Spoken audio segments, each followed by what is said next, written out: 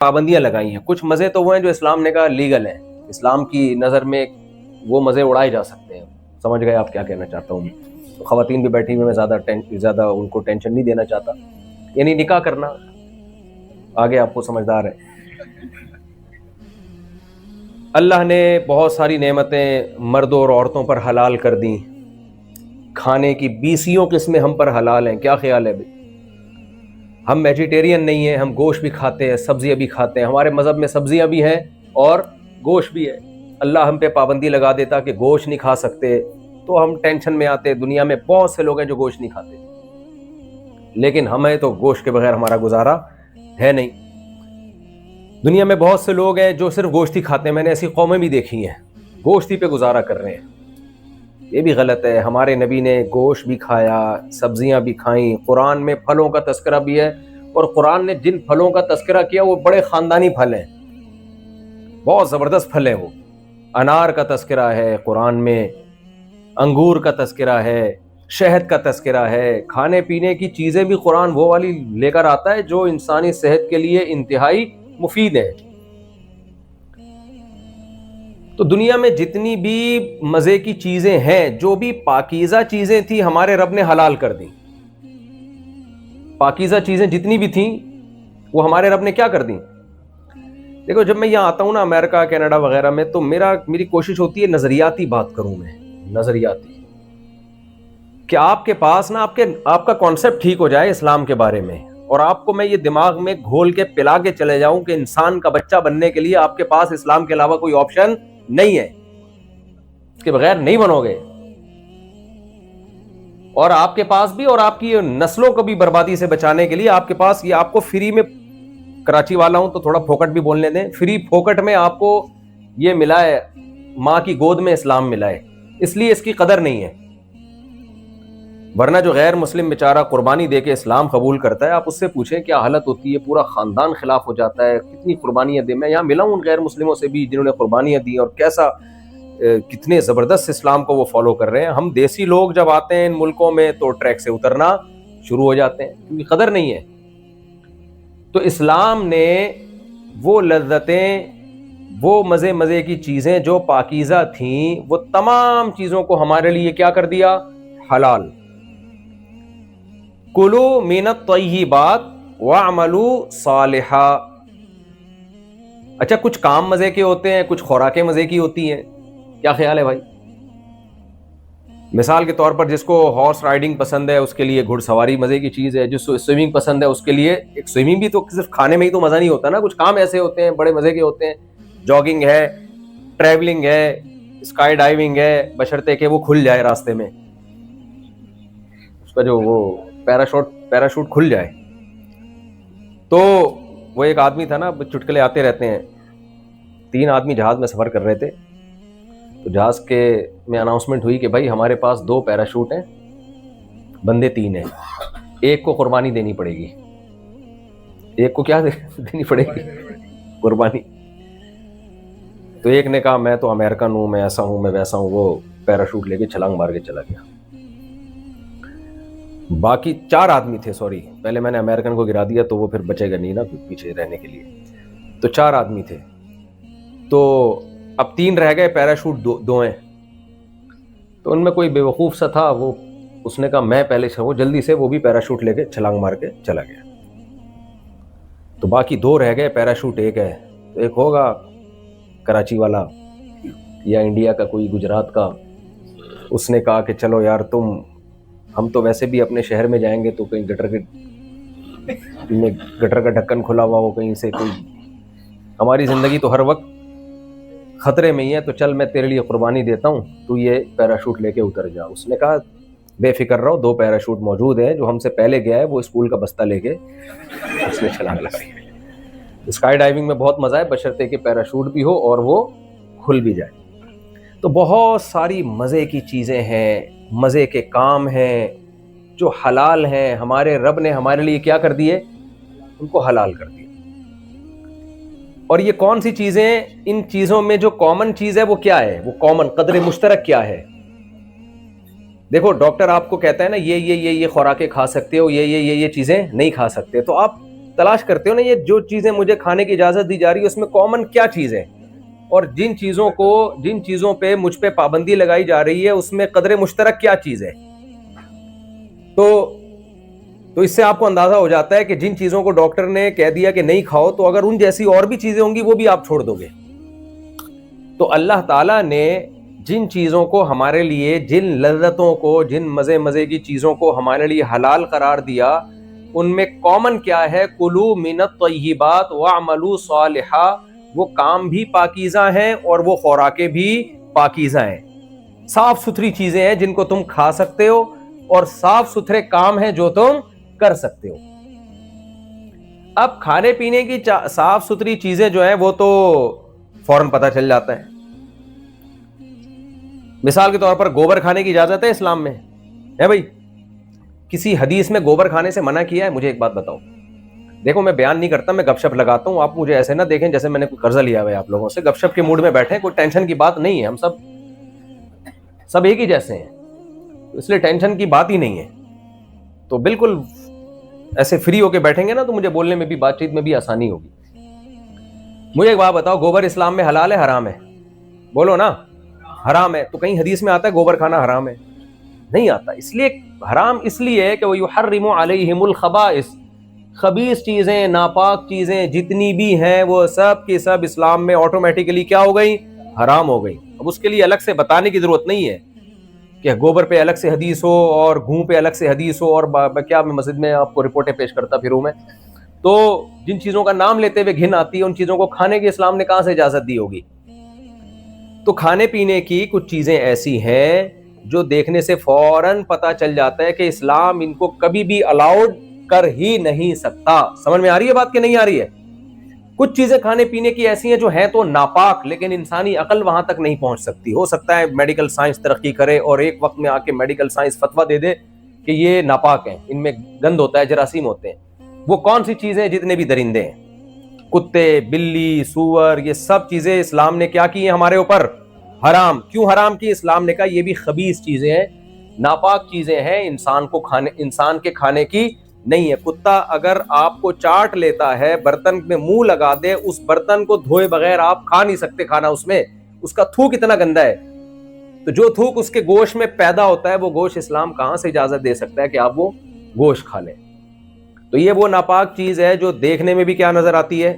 دیکھنے میں نہیں پتا چلتا فوری طور پر، لیکن اسلام نے بتا دیا کہ کتے، بلی اور اس طرح کے چوہے، پتہ نہیں کیا کیا دنیا میں کھایا جا رہا ہے، چوہے ہو گئے، گرگٹ ہو گئے، یہ وغیرہ وغیرہ جتنی اس طرح کی چیزیں ہیں یہ انسان کے کھانے کی نہیں ہے. تو یہ بھی ناپاکی ہے. پھر دوسری ناپاکی وہ ہوتی ہے جس کو ہم روحانی طور پہ ناپاک کہہ سکتے ہیں، روحانی طور پہ گندگی. مثال کے طور پر آپ نے مرغی خریدی، مرغی حلال ہے حرام ہے؟ حلال. آپ نے کسی شیخ الحدیث سے بسم اللہ اللہ اکبر لاؤڈ اسپیکر پہ پڑھوایا اور ہاتھ سے ذبح کروایا، اور ذبح بھی بالکل سنت کے مطابق، ایسے مسلمان سے ذبح کروایا جس کے جو تمام مکاتب فکر کے نزدیک کیا ہے؟ کیونکہ آج کل ایک بڑا مسئلہ چل رہا ہے کہ آپ مسلمان ہیں تو پتہ نہیں کون سے مکتب فکر کے نزدیک آپ مسلمان ہیں، کیونکہ ایک مکتبہ کہتا ہے آپ نہیں ہیں، وہ دوسرا کہتے ہیں آپ ہیں، تیسرا کہتے ہیں یہی ہیں، اس کے علاوہ سب فارغ ہیں. تو تمام مکاتب فکر کے نزدیک آپ مسلم تھے، آپ نے ہاتھ سے ذبح کیا، بسم اللہ اللہ اکبر پڑھا، زمزم سے اس کو دھویا، ٹھیک ہے، اس کی کھال اتاری اور جتنا بلڈ تھا وہ بھی اچھی طرح ڈیٹول سے آپ نے صاف کیا، اور اس کو جناب مدینہ کی کھجوروں کے سائے میں آپ نے پیش کر کے رکھ دیا. لیکن وہ جو مرغی آپ نے خریدی تھی وہ چوری کے پیسے تھے. وہ کیا تھے؟ وہ جمشید کی جیب سے آپ نے بٹوا چرایا تھا. اس سے جتنے پیسے ملے اس میں مدینہ کی اتنی کھجوریں اور ایسی چکن آ سکتی تھی. یہ بھی خبیث ہے. یہ کیا ہے؟ ناپاک. لیکن یہ ناپاکی روحانی طور پر ہے. یہ ناپاکی پاک ہو سکتی ہے، کتا پاک نہیں ہو سکتا. یہ ایسے ناپاک ہو سکتی ہے، کھانے سے پہلے آپ جمشید کو بتا دو بھائی میں نے تمہاری جیب سے بٹوا چرایا تھا، اس سے میں نے مدینہ کی کھجوریں خریدی، زمزم خریدا اور یہ مرغی خریدی، اور یہ سارے پیسے تمہارے ہیں، یا تو تم معاف کر دو یا میں تمہیں یہ پیسے دینے کے لیے تیار ہوں. اگر وہ معاف کر دے یا پیسے لے تو یہ حرام چیز فوراً ایک سیکنڈ کے اندر کیا ہو جائے گی؟ حلال ہو جائے گی. ہمارے حضرت فرمایا کرتے تھے بعض لوگ کھاتے حرام ہیں ہگتے حلال ہیں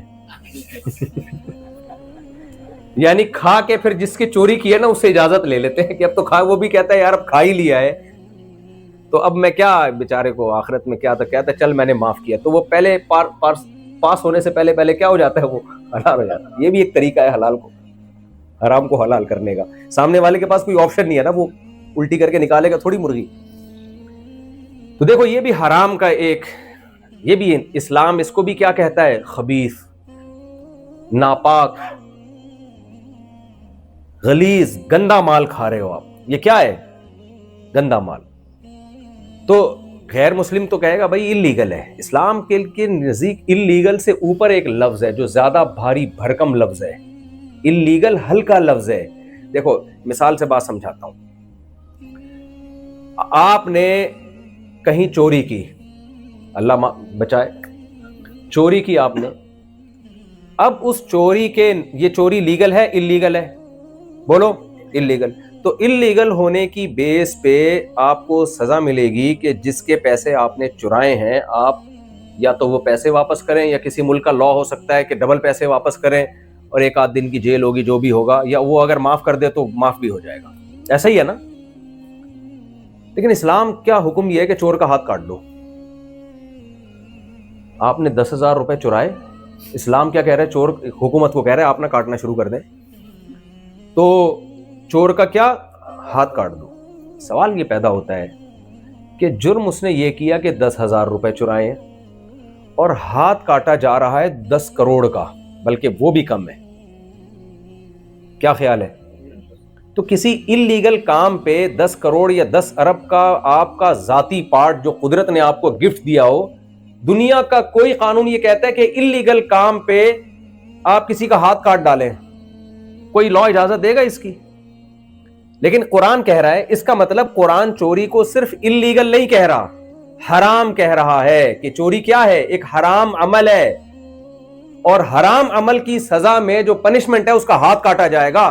اس سے پتہ چلتا ہے کہ اللیگل ہلکی چیز ہے, اور اسلام جب کسی چیز کو حرام کہتا ہے تو وہ اللیگل سے بہت اوپر کی چیز ہے.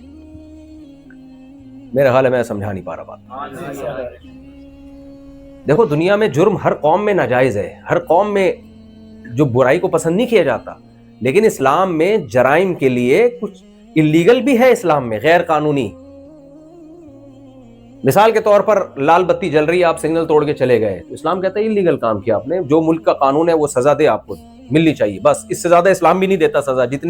جتنا ٹریفک پولیس والا سزا دے گا نا, اسلام اس میں مزید کوئی ایڈ نہیں کرتا کچھ. لیکن چوری میں اسلام کیا کہتا ہے, ہاتھ کٹے گا آپ کا. اگر آپ نے زنا کر لیا تو اسلام کیا کہتا ہے, اگر 4 گواہ موجود ہیں, یعنی اس کے ثبوت کے لیے شرائط سخت رکھی ہیں تاکہ لوگ جھوٹا الزام نہ لگائیں ایک دوسرے پر, لیکن اسلام حکومت کو کہتا ہے 100 کوڑے مارے جائیں, اور اگر میرڈ ہے تو سنسار کیا جائے. اب مجھے بات بتاؤ, ایک شخص بدکاری کرتا ہے, میرڈ آدمی, سب سے زیادہ اس کے اس عمل سے تکلیف اس کی بیوی کو ہوگی. کیا خیال ہے؟ اگر وہ پکڑا گیا, بیوی سے پوچھا جائے گا نا, یہاں گورنمنٹ کہے گی بھئی آپ کے ساتھ اس نے ناانصافی کی, آپ بتائیں کیا سزا ملنی چاہیے. بیگم کہتی ہے بھئی اس کو چھوڑ دو, میرا میاں ہے, چلو یار میں نے معاف کیا, میری بے وفائی کی اس نے, میرے ساتھ اس نے خیانت کی ہے, کوئی بات نہیں, میں نے کیا کیا, معاف کیا. اسلام معاف کر دے گا؟ بھئی اسلام کہتا ہے شادی شدہ مرد ہے اور مضبوط یعنی ثبوت سے اگر اس کا جرم ثابت ہو گیا تو گورنمنٹ پر لازم ہے کہ اس کو رجم کرے. وہ کما رہا ہے تو 100 کوڑے مارے. سوال پیدا ہوتا ہے, خیانت تو بیگم کے ساتھ کی ہے اور وہ معاف کر رہی ہے, اس کو تکلیف ہو نہیں رہی ہے, اس نے دل بڑا کر دیا کہ چلو یار میں نے معاف کیا اس کو, تو پھر اسلام اس کو سزا کیوں دے رہا ہے؟ بھائی وجہ اس کی یہ ہے کہ بدکاری کرنا, زنا کرنا, یہ بیوی کے ساتھ ناانصافی, بیوی کے ساتھ بے وفائی, یہ ایک پہلو ہے. دوسرا پہلو کیا ہے کہ یہ حرام عمل ہے, اور حرام کی ڈیفینیشن کیا ہے, گاڈ کی, خدا کی نافرمانی کرنا, خدا کے قانون کو توڑنا. تو اللہ کی طرف سے پنشمنٹ الگ ہوگی اس کے لیے. سمجھ میں آ رہی ہے بات کہ نہیں آ رہی ہے؟ تو بھائی آپ پہلے فیصلہ کر لیں آپ مسلم ہیں یا نہیں ہیں. اگر آپ مسلم ہیں تو کچھ اللیگل کام تو صرف اللیگل ہی کہلائیں گے، کچھ اللیگل کام ایسے ہیں جو صرف اللیگل نہیں ہیں بلکہ اللہ نے اس کو ناجائز اور حرام قرار دیا، اس کو خبائث میں خبیث میں داخل کیا ہے، تو اس پہ جو سزا ملے گی وہ کس کی طرف سے ملے گی؟ وہ اللہ کی طرف سے ملے گی۔ اور آسان مثال دے کے بس میں آگے چلتا ہوں۔ دیکھو قوم سمود جو تھی وہ لوگ ناپ تول میں کمی کیا کرتے تھے، آپ نے پڑھا ہوگا قرآن مجید میں اللہ تعالیٰ نے قوم سمود کی طرف وَإِلَىٰ ثَمُودَ أَخَاهُمْ صَالِحًا، صالح علیہ السلام کو بھیجا۔ صالح علیہ السلام میں جا کے ان کو سمجھایا۔ پہلی بات تو یہ کہ قوم سمود میں ناپ تول کی کمی میں صالح علیہ السلام کو بھیجنے کی کیا ضرورت تھی؟ بھائی ناپ تول کی کمی سے کیا ہو رہا تھا؟ کرپشن ہو رہی تھی، کرپشن کی وجہ سے بہت سارے لوگوں کو ٹھگا جا رہا تھا، یہی ہو رہا تھا نا۔ تو وہ لوگ خود یہ فیصلہ کرتے یار سارے ہی قوم میں جب ٹھگ ہو گئے تو قانون مضبوط بنائے ہم تاکہ یہ ٹھگنا ختم ہو، کوئی لا مضبوط ہو، وہاں کی گورنمنٹ کو چاہیے تھا نا یہ کرتی۔ اور اگر نہیں کرتے تو ہم اگر وہاں جاتے ہم کہتے یار جب سبھی ایک دوسرے کو ٹوپیاں کرا رہے ہیں تو کرانے دو، جب یہ اس پہ خوش ہیں، سبھی ایک دوسرے کو ٹھگ رہے ہیں، سبھی ایک دوسرے کو کراچی کی اصطلاح میں کہتے ہیں چونا لگا رہے ہیں، ٹوپیاں کرا رہے ہیں، تو کرنے دو، کیا خیال ہے آپ؟ ان کا اپنا نقصان ہے۔ لیکن قرآن کیا کہتا ہے کہ ہم نے ان کو کرپشن سے روکنے کے لیے صالح علیہ السلام کو بھیجا جو میسنجر آف گاڈ تھے، خدا کا پیغام لے کر اس قوم کے پاس گئے ہیں کہ تم ناپ تول میں کمی کرتے ہو، جب حق لینے کی باری آتی ہے تو حق پورا لیتے ہو، جب حق دینے کی باری آتی ہو تو اس میں ڈنڈی مارتے ہو۔ قوم باز نہیں آئی، اللہ نے پوری قوم کو تباہ و برباد کر دیا۔ مجھے ایک بات بتاؤ، ناپ تول میں کمی کرنا صرف اللیگل کام ہوتا تو اس پہ پوری قوم کا تباہ کرنا بنتا نہیں ہے، کیونکہ اس میں تو وہ لوگ بھی تباہ ہو رہے ہیں جن کو یہ ٹھگا کرتے تھے۔ بھائی اللیگل کام کی سزا تو تھوڑی ملتی ہے اور اس کو ملتی ہے جس نے وہ کام کیا ہو، اور کیا کام کیا تھا؟ جس کو ٹھگا تھا تو ان کی جیب سے اس کو پیسے دیے جاتے ہیں نا۔ اللہ نے پوری قوم کو تباہ و برباد کر دیا۔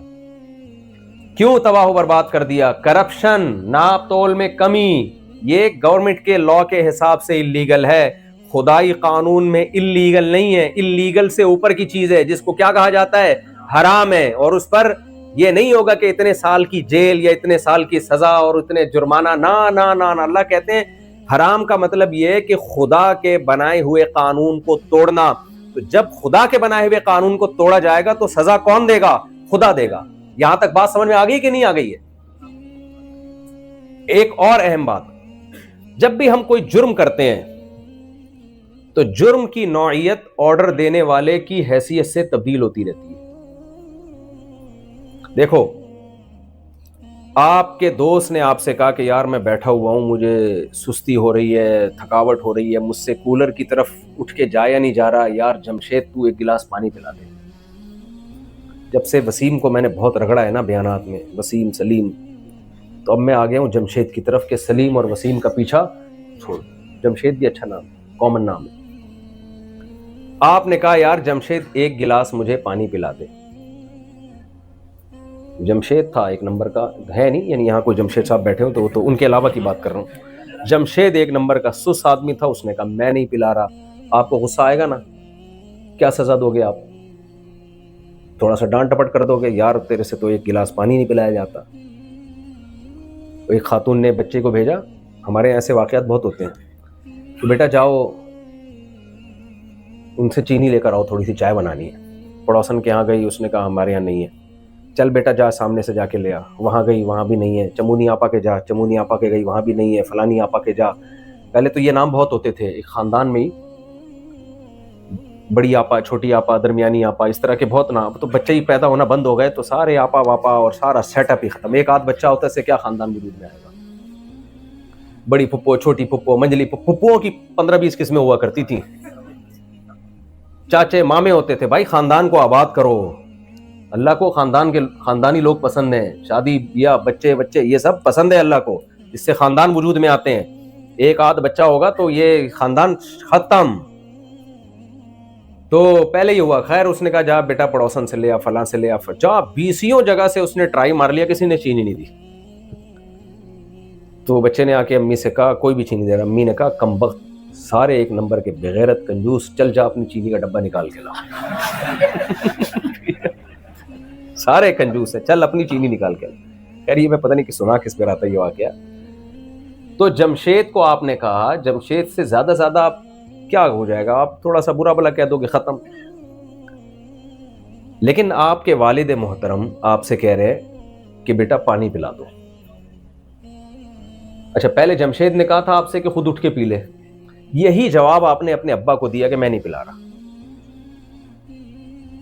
پاکستان میں تو چماٹ پڑے گا نا, یہاں کا مجھے نہیں پتا کیا سیٹ اپ چل رہا ہے. ویسے کچھ لوگ اپنے بچوں کو کینیڈا سے پاکستان لے کے جاتے ہیں صرف چماٹے مارنے کے لیے, کہتے ہیں بہت دنوں سے چماٹے نہیں مارے, ایک عجیب سی فیلنگ ہو رہی ہے, پتہ ہی نہیں چل رہا گھر میں بچہ کون ہے باپ کون ہے. تو یہ شو کرانے کے لیے نا کہتے ہیں یار چل ادھر چل. اس لیے بچے ذرا سوچ سمجھ کے جایا کریں اپنے ابا کے ساتھ کس سلسلے میں لے کے جا رہے ہیں وہاں. تو جرم تو ایک ہی ہے پانی نہ پلانا, لیکن آرڈر دینے والے کی حیثیت سے جرم کا وزن چینج ہو گیا کہ نہیں ہو گیا. باس آپ کو کوئی آرڈر دے رہا ہے آفس میں, کسی کام کا کہہ رہا ہے آپ کو, ایک آپ کا دوست آرڈر دے رہا ہے, ایک چھوٹا بھائی آرڈر دے رہا ہے, بھائی آرڈر دینے والے کی حیثیت سے جرم کی نوعیت کیا ہو جاتی ہے, چینج ہو جاتی ہے. تو اللہ قرآن میں کیا کہتا ہے, ان کل الا کذب الرسول فحق عقاب کلا اخذنا بذنبی, جتنی بستیوں کو ہم نے ہلاک کیا ہے ان کے گناہ کی وجہ سے ہلاک کیا. ہم نے انہیں کسی بات کا آرڈر دیا اور انہوں نے اس آرڈر کو ہلکا سمجھا, انہوں نے اس آرڈر کو دیکھا, یہ نہیں دیکھا کہ آرڈر دینے والا کون ہے. تبھی تو یہ ایتھیسٹ لوگ اشکال کرتے ہیں, یہ کیا بات ہے یار, ایک نماز پہ جہنم, اور ماں باپ کی اطاعت جو نہیں کرتا وہ جہنم میں جائے گا, اور سود کھانے والا جہنم میں جائے گا, اور اس پر اتنی لعنت اور اس عمل پہ اتنی لعنت. وہ اس جرم کو دیکھ رہے ہوتے ہیں, یہ نہیں دیکھ رہے ہوتے کہ بھائی آرڈر دینے والا کون ہے, اللہ ہے. تو اللہ کہتے ہیں میرے احسانات, پھر آرڈر دینے والے کے احسانات, اس کی شخصیت, اس سے بھی فرق پڑتا ہے. ایک آدمی نے ساری زندگی آپ کو کھلایا پلایا, آپ کو امریکہ میں لے کر آیا وہ اپنے خرچے پہ, یہاں اسائلم استغفر اللہ یہاں پر جو بھی تھا اس نے وہ حساب کتاب کروایا, اور آپ اس کی وجہ سے اسٹیبل ہو گئے. اب وہ آپ کو ایک چائے بنانے کا کہہ رہا ہے, آپ جب اپنے پاؤں پہ کھڑے ہوئے تو آپ کہو کیڑی چائے, ٹھیک ہے نا. وہ ایک آدمی پانی دریا میں ڈوب رہا تھا, کنجوس آدمی تھا, زندگی میں کبھی اس نے صدقہ خیرات نہیں کیے تھے, ڈوب رہا ہے, بچنے کی کوشش کر رہا ہے, بچ نہیں پا رہا. تو کسی نے کہا منت مان لے کہ اگر میں بچ گیا تو اللہ کے نام پہ 2 دیگیں غریبوں کو کھلاؤں گا. وہ منت بھی نہیں مان رہا, کنجوس آدمی تھا نا. تو جب اس کو یقین ہو گیا کہ اب تو میری موت یقینی ہے, تو اس نے منت مانی, اے اللہ اگر تو نے مجھے پانی سے نکال دیا تو تیرے نام پہ 2 دیگیں غریبوں کو کھلاؤں گا. ایک دم ایک لہر آئی اور اٹھا کے اس کو پانی سے باہر, جیسے ہی پانی سے باہر آیا کہتے کیڑی دیگ. کیا کہتا ہے, جیسے ہی بولا نا کیڑی دیگ, دوسری لہر آئی واپس پانی میں, جیسے ہی اندر گیا کہہ رہے میں پوچھ رہا تھا میٹھی کے کڑوی, یعنی میٹھی کون سی, میں تو ڈیٹیل معلوم کر رہا تھا. تو ہے تو یہ لطیفہ کہ کچھ لوگ ایسے ہیں ہماری نعمتوں سے فائدہ اٹھاتے ہیں, مصیبتوں میں ہمیں پکارتے ہیں, لیکن جب ہم ان سے کوئی مصیبت دور کرتے ہیں, مرہ کألم, کیا ہے قرآن کی آیت, نہیں ہاں کألم یدعونا, ایسے ہو جاتا ہے جیسے اس نے ہمیں کبھی پکارا ہی نہ ہو. غیر مسلم پتہ ہے کیا دیکھتا ہے, اس مسلم میں اور غیر مسلم میں کیا فرق ہے, غیر مسلم جرم کی حیثیت کو الگ الگ دیکھ رہے ہوتے ہیں. زنا کر لیا تو کیا ہو گیا, لڑکی بھی راضی ہے, لڑکا بھی راضی ہے تو کیا ہو گیا, کسی کا دل تو نہیں دکھا. ان کی نظر میں سب سے بڑا مسئلہ ہے کسی کا دل نہ دکھاؤ بس. لبرل جو سیکولر نام نہاد لبرل لوگ ہیں, ان کا یہی مسئلہ ہے کہ ہم نے کسی کا دل تو نہیں دکھایا نا. ہم نے اگر جوا بھی کھیلا ہے تو بتا کے کھیلا ہے نا, اتنے پیسے تو لگا, اگر یہ چاند آ گیا تو میرے, ہم تو وہ والا جوا بتائیں گے نا جو کراچی میں چل رہا ہے, چھاپ آ گیا تو تیرے. تو اس میں کیا ہے, جب وہ راضی ہے, سود میں کیا ہے جا رہا ہے, 1 لاکھ روپے دے کے اگر اس سے ہم 50,000 اضافی لے رہے ہیں تو وہ راضی ہے نا, اس پہ چوری تھوڑی کر رہے ہیں, کسی کا دل تو نہیں دکھا رہے ہیں. مسلمان اس حیثیت سے نہیں دیکھتا, مسلمان اس حیثیت سے دیکھتا ہے کہ یہ آرڈر کس کا ہے, اللہ کا آرڈر ہے. بھائی اللہ کا جب آرڈر ہے تو آرڈر دینے والے کے احسانات اگر زیادہ ہوں, بہت زیادہ, اور اتنے احسانات کہ قرآن کہہ رہا ہے لو کان البحر مدادا لکلمات ربی لنفد البحر قبل ان تنفد کلمات ربی ولو جئنا بمثلہ مددا. ساری دنیا کے درخت قلم بن جائیں, ساری دنیا کے سمندر سیاہی بن جائیں, اور تم اللہ کے احسانات لکھنا شروع کرو, اللہ کے کلمات لکھنا شروع کرو, سمندروں کی سیاہی خشک ہو جائے گی اور درخت کے قلم گھس گھس کے ختم ہو جائیں گے. اللہ کے جو تم پر احسانات ہیں وہ ختم نہیں ہوں گے, سر کے بال سے لے کے پاؤں کے ناخن تک اتنے احسانات ہیں. جس خدا کے احسانات کے سمندر میں ڈوبے ہوئے ہیں وہ ہمیں آرڈر دے رہا ہے کہ فجر پڑھ لو. آپ کا یار میری آنکھ نہیں کھلتی. وہ آپ کو آرڈر دے رہا ہے ظہر پڑھ لو. وہ یہ تھوڑی کہہ رہا ہے سارے دن بیٹھ کے نمازیں پڑھو. وہ یہ تھوڑی کہہ رہا ہے صبح اٹھنا ہی ہے نا. وہ کہہ رہا ہے جلدی اٹھ جاؤ, انسان کے بچے بن جاؤ, صبح ٹائم پہ جلدی اٹھ جاؤ. میں تھائی لینڈ میں تھا, میں نے 6 بجے دیکھا ساری مارکیٹیں کھلی ہوئی ہیں. میں نے کہا ان کے لیے, مارکیٹوں کے لیے پوری قوم کا اٹھنا بہت آسان ہے, اور ہمارے لیے خدا کا حکم سمجھ کے فجر کے لیے اٹھنا مشکل کام ہے. وجہ کیا ہے؟ کنفیوز ہے, پتہ نہیں خدا کا آرڈر ہے بھی یا نہیں ہے تو ہلکا لے لیا. ہلکا کیوں لیا؟ اس ہلکا لینے میں ایک تو نظریات کی خرابی, دوسرا ہلکا کہ 27ویں رات میں آپ رو رو کے دعائیں کریں تو اگلے پچھلے سارے کیا ہو جاتے ہیں؟ پچھلے تو ہوتے ہیں, اگلے بھی وہ کرواتے ہیں ہم. تبھی 27ویں رات میں جب ختم قرآن کے موقع پہ لوگ دعائیں مانگ رہے ہوتے ہیں نا, ایسے نوجوانوں کو میں جانتا ہوں, ان کا عید والے دن فلم دیکھنے کا پورا پروگرام ہوتا ہے. ان کا پورا پلان ہوتا ہے کہ ہم فلم دیکھیں گے جا کے, اور نئی فلم آ رہی ہے. عیدوں پہ اکثر نئی فلمیں چلتی ہیں نا, تو اب تو پتہ نہیں پاکستان میں چل رہی ہیں کہ نہیں چل رہی.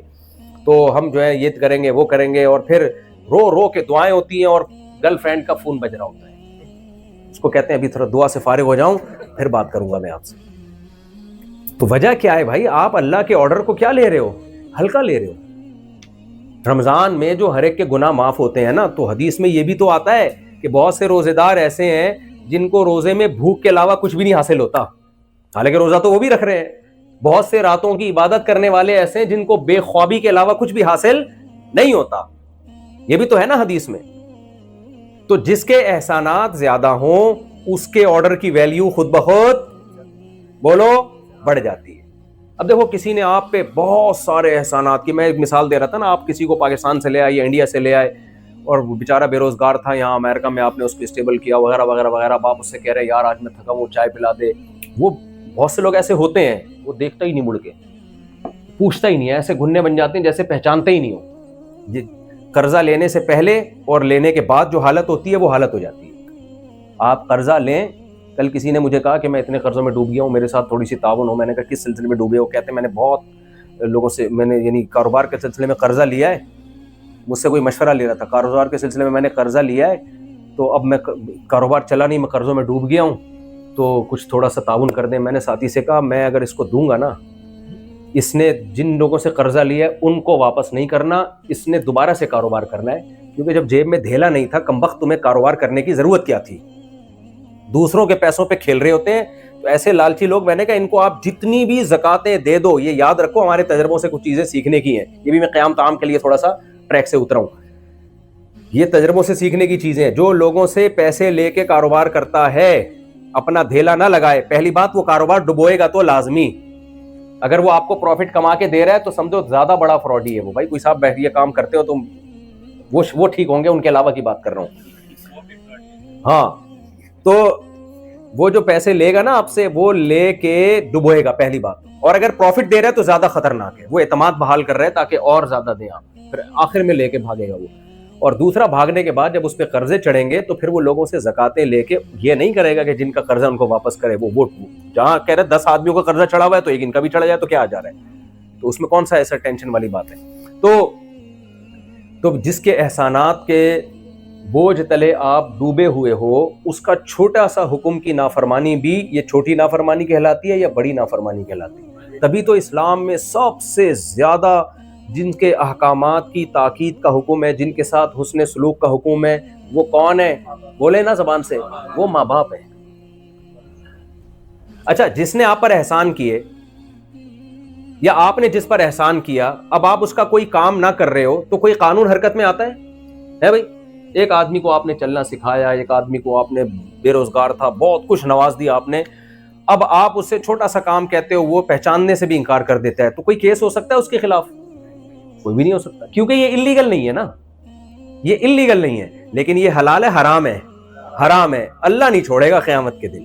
سمجھ میں آ رہی ہے بات کہ نہیں آ رہی؟ تبھی اسی سے یہ سمجھیں کہ جو والدین کو اولڈ ہاؤس میں جمع کرا لیتے ہیں, اللیگل نہیں ہے, یہ لیگل ہے. یہ امریکہ میں کیا ہے؟ یہ لیگل ہے, اور اس پہ کوئی کیس نہیں بنتا. گورا اگر اپنے ماں باپ کو اولڈ ہاؤس میں جمع کرا دیتا ہے تو کہتے ہیں لیگل ہے, اور کہتے ہیں وہاں زیادہ اچھے ہوتے ہیں, کیرم بورڈ بھی کھیلتے ہیں, سنوکر بھی کھیل رہے ہوتے ہیں, اور بہت کچھ ہوتا ہے وہاں پہ, اور وغیرہ وغیرہ.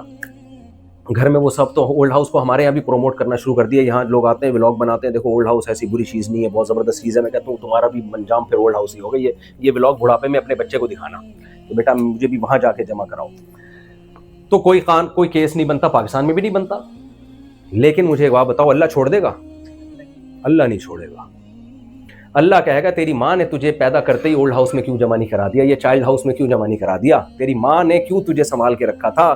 تیرے باپ نے کیوں تجھے گود میں اٹھائے گھومتا تھا؟ تیری پریشانی پہ وہ پریشان ہوتا تھا, تیری غم پہ وہ رویا کرتا تھا, تیری خوشی پہ وہ خوش ہوا کرتا تھا. یہ اس کے جذبات تھے. قانون اس پہ مجبور نہیں کر رہا تھا. قانون ملازموں کو مجبور, قانون ایئر ہوسٹس کو مجبور کرتا ہے کہ مجھے بٹن دباؤں تو چائے پلائے. نہیں پلائے گی اس کی کمپنی اس کو نکال دے گی. ماں اور باپ کو کوئی مجبور نہیں کرتا, وہ اپنی محبت میں اولاد کی خدمت کرتے ہیں.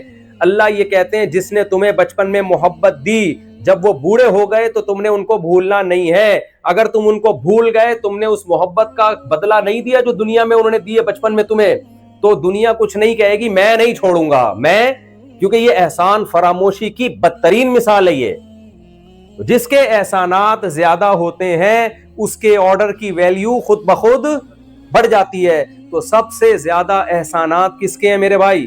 اللہ کے احسانات ہیں. اب ہونا یہ چاہیے تھا کہ اسلام نے بتایا اللہ کے احسانات ہیں, لہذا اللہ کے احکام کو فالو کرو. احسانات کا بدلہ دینے میں نا سب سے بڑی رکاوٹ ہوتی ہے آپ کے خواہشات.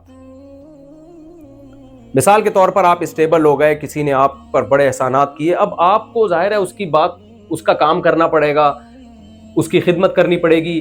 انسان اس سے جان چھڑاتا ہے, انسان چاہتا ہے کہ میں آزاد رہوں, مجھ پہ کسی قسم کی کوئی ذمہ داری نہ آئے. تو اس کا ایک طریقہ تو یہ کہ بے شرم بن کے آپ یہ کام کریں. آپ جمشید کو بول دیں تم نے مجھ پر یہ احسانات کیے تھے, ٹھیک ہے میں مانتا ہوں, لیکن میں اس کا بدلہ نہیں دوں گا, تمہیں جو اکھاڑنا ہے اکھاڑ لو. اس سے کیا ہوتا ہے, انسان بدنام ہوتا ہے کہ نہیں ہوتا؟ لوگ کہیں گے دیکھو احسان فراموش ہے, مانتا ہے کہ اس نے احسانات کیے لیکن بدلہ نہیں دے رہا. لیکن عزت دار آدمی ایسا نہیں کرے گا. عزت دار آدمی اگر بے شرم اور بے غیرت ہو جائے نا, تو وہ یہ ماننے سے ہی انکار کر دے گا کہ جمشید کے مجھ پر احسانات ہیں, کیونکہ اس کو پتا ہے میں نے اگر یہ مان لیا, میں نے اگر یہ تسلیم کر لیا, تو دنیا کہے گی کہ مانتا بھی ہے, اس کے بعد بھی اس کے ساتھ تیرا یہ سلوک ہے. تو اپنے آپ پہ اچھا لیبل لگانے کے لیے کہ ہم بہت اچھے ہیں, دنیا ہمیں اچھا سمجھے, اس کا بہترین طریقہ یہ کہ جس نے احسانات کیے اس کے محسن ہونے کا انکار کر. اب دیکھو ہم پر سب سے بڑا حق اللہ کا ہے, کیونکہ اس کے احسانات سب سے زیادہ احسانات کس کے ہیں؟ لیکن جب اللہ کے احسانات ہم پر بہت زیادہ ہیں, تو اللہ جو مطالبہ ہم سے کرے گا, ہمارا ریلیشن سب سے زیادہ مضبوط کس سے ہونا چاہیے؟ اللہ سے ہونا چاہیے. سب سے زیادہ راضی کرنے کی فکر ہم کس کو کریں؟ اللہ کو, جس نے ہمیں بنایا. ماں باپ سے بھی بڑا حق, کیونکہ ماں باپ کی نعمت بھی تو اللہ نے دی نا. اللہ کہتا ہے خلق من الماء بشرا فجعلہ نسبا وصہرا, اس نے تمہیں ایک پانی سے بنایا, اور جب دنیا میں وہ تمہیں لے کر آیا, ایسے پروٹوکول کے ساتھ لے کر آیا ہے کہ ددیال نلیال کا ایک خاندان چپکا دیا تمہارے ساتھ, اور بلوغت کی دہلیز پہ قدم رکھا تو ایک سسرال والا خاندان بھی. 3 خاندانوں میں اس غلیظ پلید پانی کو جو کپڑے پہ لگ جائے تو نماز نہیں ہوتی, اس پانی کو یہ پروٹوکول دیا دنیا میں لاتے ہوئے اللہ تعالیٰ نے. تو جتنا یعنی ماں باپ سے بھی بڑا, ماں باپ کی نعمت دینے والے بھی کون ہیں؟ اللہ ہے.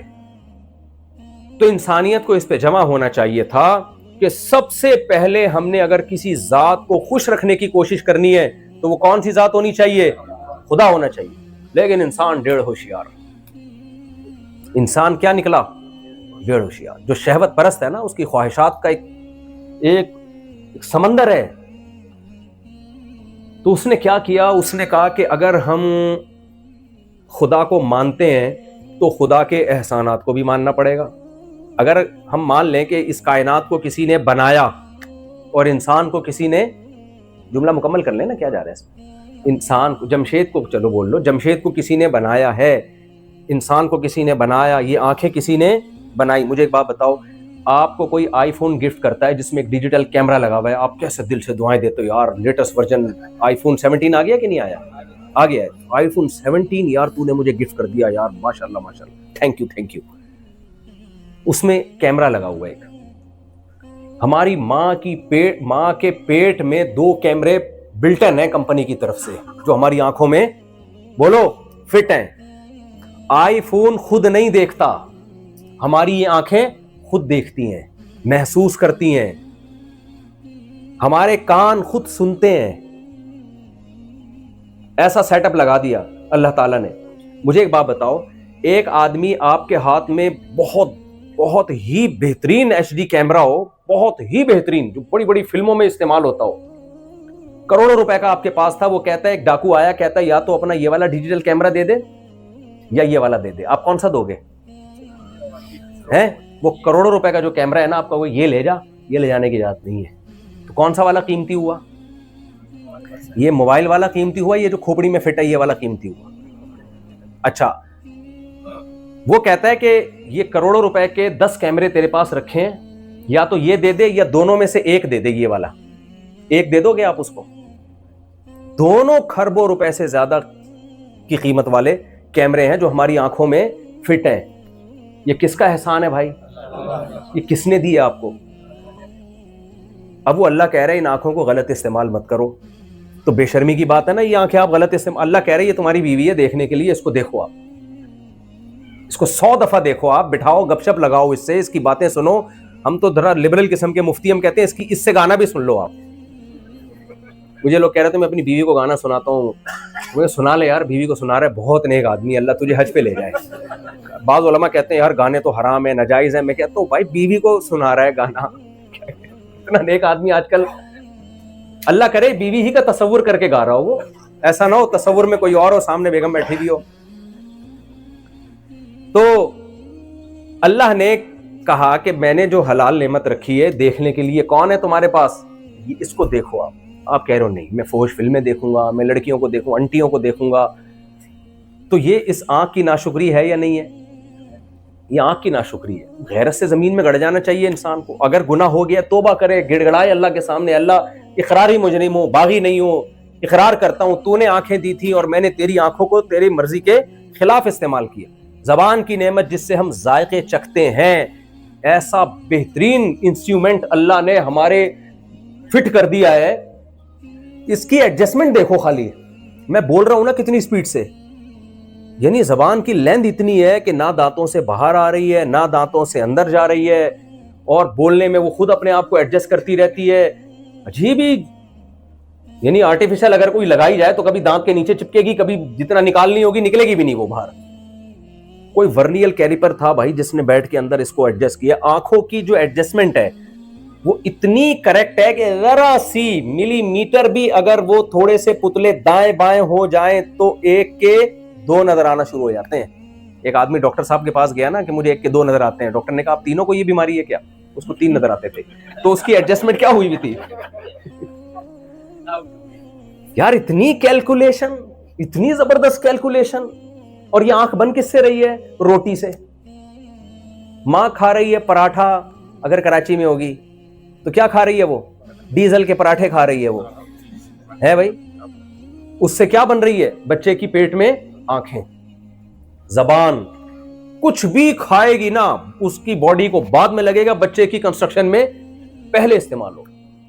سب کچھ روٹی سے بن رہا ہے, سب کچھ روٹی سے بن رہا ہے, گوشت انڈے جو بھی کھائے گی باڈی میں ایسے اللہ نے سافٹ ویئر انسٹال کر دی ہیں جو بچے کے لیے فائدے کی چیزیں, وہ ساری باڈی وہاں سے نکال کے ایسا لگ رہا ہے کوئی بیٹھا ہوا اندر کنسٹرکشن کا کام کر رہا ہے.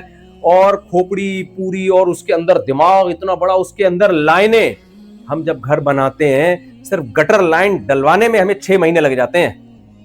ایک اتنی چوڑی لائن جس میں جائے گا کیا, وہ ڈلوانے میں اتنا ٹائم لگ جاتا ہے. اور یہ کھوپڑی کے اندر باریک نسیں جن میں بلڈ نے سرکولیٹ کرنا ہے, اور ایسی پیک ہے کہ ذرا سا باہر نکل گیا نا, وہ لائن سے پانی تھوڑا سا نکل جائے کیا ہو جائے گا بھائی؟ اگر آپ نے جو پانی کی لائنیں بچھائی ہیں تھوڑا سا پانی نکل جائے تو آ کے جوڑ دو گے, یہی ہو جائے گا نا, کوئی تباہی تھوڑی آ جائے گی. لیکن دماغ کی باریک باریک نسیں جن میں بلڈ سرکولیٹ کرتا ہے, ذرا سی لیکیج اس میں ہو گئی کومے میں چلا گیا. یہی ہوتا ہے نا, فالج ہو گیا, یہ ہو گیا, وہ ہو گیا. ایسی باریک نسوں کا ماہرین کہتے ہیں کہ ایسی نسیں ہیں کہ پائپ ہیں کہ ان کو لے جاؤ چاند سے چکر دلا کے واپس زمین میں لے آؤ. اتنی بڑی نسوں کا جال کا گچھا بنا کے بچے کی کھوپڑی کے اندر فٹ کیا جا رہا ہے. اور یہ بن کس سے رہا ہے؟ ڈیزل کے پراٹھوں سے. روٹی سے کبھی کبھار بنا کرتا تھا, اب کس سے بن رہا ہے؟ پیزے سے, جو کسی کام کی چیز نہیں. بچہ تو آ ہی جاتا ہے, ماں جو بھی کھائے نا, وہ الگ بات ہے پھر کس ٹائپ کا آ رہا ہے. وہ برگر بچہ آ رہا ہے یا پیزا کھائیں گے تو پیزے جیسا نکلے گا, اور اگر صحیح گوشت انڈے منڈے کھائیں گے تو پھر ذرا صحیح چیز مارکیٹ میں آئے گی. خیر, تو کتنے بڑے احسانات تھے خدا کے, ناک میں سونگھنے کی طاقت. اچھا, کمال کی بات یہ کہ یہ سارے کام نا ہمارے دماغ کرتا ہے. دماغ سونگتا ہمارا دماغ ہے, دیکھتا ہمارا دماغ ہے, سنتا ہمارا دماغ ہے. ایک چھوٹی سی کھوپڑی کو اللہ نے کچھ آلات دے دی ہیں, کچھ ریسپٹر دے دیے ہیں کہ کان میں ایسے ریسپٹر لگا دیے کہ جو ساؤنڈ کی جو فریکوینسی ہے نا, وہ جو ویوز ہیں وہ ان کو پڑھتا ہے, وہ اس حساب سے بتاتا ہے دماغ کو کہ یہ والی آواز آ رہی ہے اس وقت. آنکھ کو ایسے ریسپٹر آنکھ میں لگا دیے جو لائٹ کو پڑھتے ہیں. لائٹ جب ٹکرا کے آئے گی تو وہ اس کو پڑھے گا دماغ ہی. یہ صرف آلات ہیں جو ہمیں بتا رہے ہوتے ہیں. سونگنے کے لیے الگ ہے, بولنے کے لیے الگ ہے, سننے کے لیے الگ ہے. ایک ایک پارٹ, ایک ایک آرگن باڈی کا اتنا پیچیدہ ہے کہ اب تک کوئی ایک پارٹ بھی باڈی کا ایسا نہیں ہے جسے ماہرین مکمل پڑھ چکے ہوں, اور کہہ رہے کہ اب اینڈ ہو گیا بھائی, آنکھ ہم نے مکمل پڑھ لی, اب آنکھ میں مزید ریسرچ کی ضرورت نہیں ہے. نا, کہہ رہے نہیں بھائی, ابھی جتنا جانا ہے وہ اس سے بہت کم ہے جو ابھی جاننا باقی ہے. اور یہ سب بن کس سے رہا ہے؟ ڈیزل کے پراٹھوں سے. اچھا, مزے کی بات یہ بات تو میں ہمیشہ بیان کرتا ہوں, بچہ ماں کے پیٹ میں کنسٹرکشن کا کام اس کا مکمل ہوا. اتنی عجیب و غریب مخلوق 9 مہینے میں کمپلیٹ. آپ ٹھیکہ دے دو گھر بنانے کا ٹھیکیدار کو. ایک بوڑھی عورت نے کسی کو بددعا دی, اللہ کرے تیرے گھر میں مزدور آئیں. اس نے کہا تو دعا دے رہی ہوں بھائی, مزدور آئیں گے. آپ کو پتہ نہیں, امریکہ کا تجربہ مجھے نہیں ہے, پاکستان میں تو ایسے ہی ہے, انڈیا بھی پاکستان جیسے ہی ہے. تو جب مزدور آ گئے نا, اس کو اندازہ ہوا یہ کتنی بڑی بددعا ہے. مزدور ایک دفعہ گھس جائے, نکالنا آسان ہے. 2 مہینے کا کام ہوتا ہے, کئی سال لگ جاتے ہیں, پھر بھی کچھ نہ کچھ رہ جاتا ہے. تو 9 مہینے کا اللہ نے ٹائم لیا. 9 مہینے میں بچہ کمپلیٹ ہوا. اور کمال کی بات دیکھو یار, اس پہ جتنا انسان تعجب کرے کم ہے. ادھر بچہ مارکیٹ میں آیا, وہی ڈیزل کا پراٹھا دودھ پیدا کر رہا ہے, جو بالکل ڈیفرنٹ چیز ہے. نہیں آئی سمجھ میں بات؟ اس ڈیزل کا تو نہیں, یعنی جو بھی پراٹھا ہے, سب ڈیزل کے نہیں کھاتے. جو کچھ بھی کھا رہی تھی ماں, اس سے پہلے بچے کی کنسٹرکشن کا کام ہو رہا تھا. جیسے ہی بچہ مارکیٹ میں آیا, اب اس کو ضرورت ہے دودھ کی.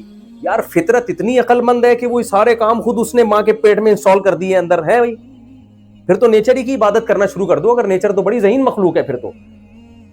ادھر بچہ دنیا میں آیا ہے, اسی خوراک سے دودھ, جو بالکل ڈیفرنٹ چیز ہے, وہ دودھ بنتا ہے اور ایسی جگہ ٹرانسفر ہوتا ہے جہاں سے بچے کے لیے پینا آسان. اور بچہ جب دنیا میں آیا تھا, قرآن کہتے ہیں لا تعلمون شیئا, کچھ بھی پتا نہیں تھا اس کو. امریکہ کیا ہے, کینیڈا کیا ہے, پاکستان کیا ہے, اگلا وزیر اعظم کون ہونا چاہیے, کچھ بھی پتا نہیں. ہم تو اپنے سیاسی ٹکڑے بھی تھوڑے بیچ میں نکل جاتے ہیں, کیا کریں. تو الیکشن میں کیا ہوا تھا سب کو پتا ہے کیا ہوا. خیر, تو دیکھو الیکشن 2 طرح کے ہوتے ہیں, ایک سسٹم کے تحت, ایک سسٹم کے تحت. ہمارے یہاں کیسے ہوتے ہیں؟ سسٹم ہے, خاص قسم کا سسٹم ہے, اس کے تحت سارا چل رہا ہوتا ہے. لیکن ٹینشن نہ لیا کرو, ہمیشہ ایسا ہی ہوتا ہے. تو جو کام ہمیشہ ہو رہا ہے تو پھر اس میں جہاں لوگ بہت پریشان ہیں, یار یہ کیا کر دیا, الیکشن میں دھاندلی ہوئی ہے, مجھے دیکھ رہے ہوتے ہیں, میں بالکل ریلیکس. کیوں نہیں ریلیکس ہونا چاہیے؟ کیونکہ آپ کے ذہنی ٹینشن سے نا آپ مر جاؤ گے. سسٹم کے تحت نہیں ہوگا الیکشن. دیکھیں میرے جیسے جید علماء نے اتنا بول دیا نا سسٹم کے تحت, تو بس کافی ہے, باقی نہیں ہوگا. دیکھو میرے پاس نا GTO 125 تھی کاواساکی. 5 چھوٹے واقعات ہوتے ہیں, اس سے سبق بہت سیکھنے کو ملتا ہے. میں اس کی ٹینکی بھرا کے جاتا تھا, وہ پیٹرول بہت مہنگا اور روز مہنگا پہ مہنگا ہوتا جا رہا تھا. ایک دن مجھے غصہ آیا, میں نے کہا کیا مذاق لگایا ہوا یار, پھر مہنگا کر دیا. تو ایک اور بندہ بائک میں پیٹرول ڈال رہا تھا, میں نے کہا یار تمہیں ٹینشن ہی ہوئی؟ کہہ رہا اکیلے میرے لیے ہوا ہوتا تو ٹینشن ہوتی نا پوری طرح. جب لوگ کہتے ہیں الیکشن میں یہ ہوا, میں کہا پہلی دفعہ ہوا ہوتا تو ٹینشن ہوتی ہے, تو ہو ہی رہے گا کیا. ہم اپنا بیوی بچوں کو پالو بھائی, اپنے جاب کی فکر کرو, اسٹیٹ کو بچانے کی فکر کرو. اسٹیٹ پہ کوئی سمجھوتا نہیں ہوگا. تو اچھے برے لوگ آتے رہیں گے جاتے رہیں گے, اچھے لوگوں کو لانے کی کوشش بھی کرو, یہ نہیں کہ ہاتھ پہ ہاتھ رکھ کے بیٹھ جاؤ. لیکن ٹینشن آدمی لینے سے اگر فائدہ ہوتا تو پھر آدمی ٹینشن لے, فائدہ نہیں ہو رہا تو اپنے آپ کو کمزور کرنے سے پاکستانی لوگ کمزور ہو جائیں گے, اس سے ملک کا فائدہ نہیں ہوگا اور زیادہ, کیونکہ ہر آدمی ایسے بیٹھا ہوا ہے جیسے توے پہ بیٹھا ہوا ہوتا ہے. جب میں آتا ہوں نا ایسے بحث کر رہا ہوتا ہے جیسے توے پہ بیٹھا ہوا ہے, میں کہتا ہوں نیچے اترے گا تو میں تیرے سے بات کروں گا.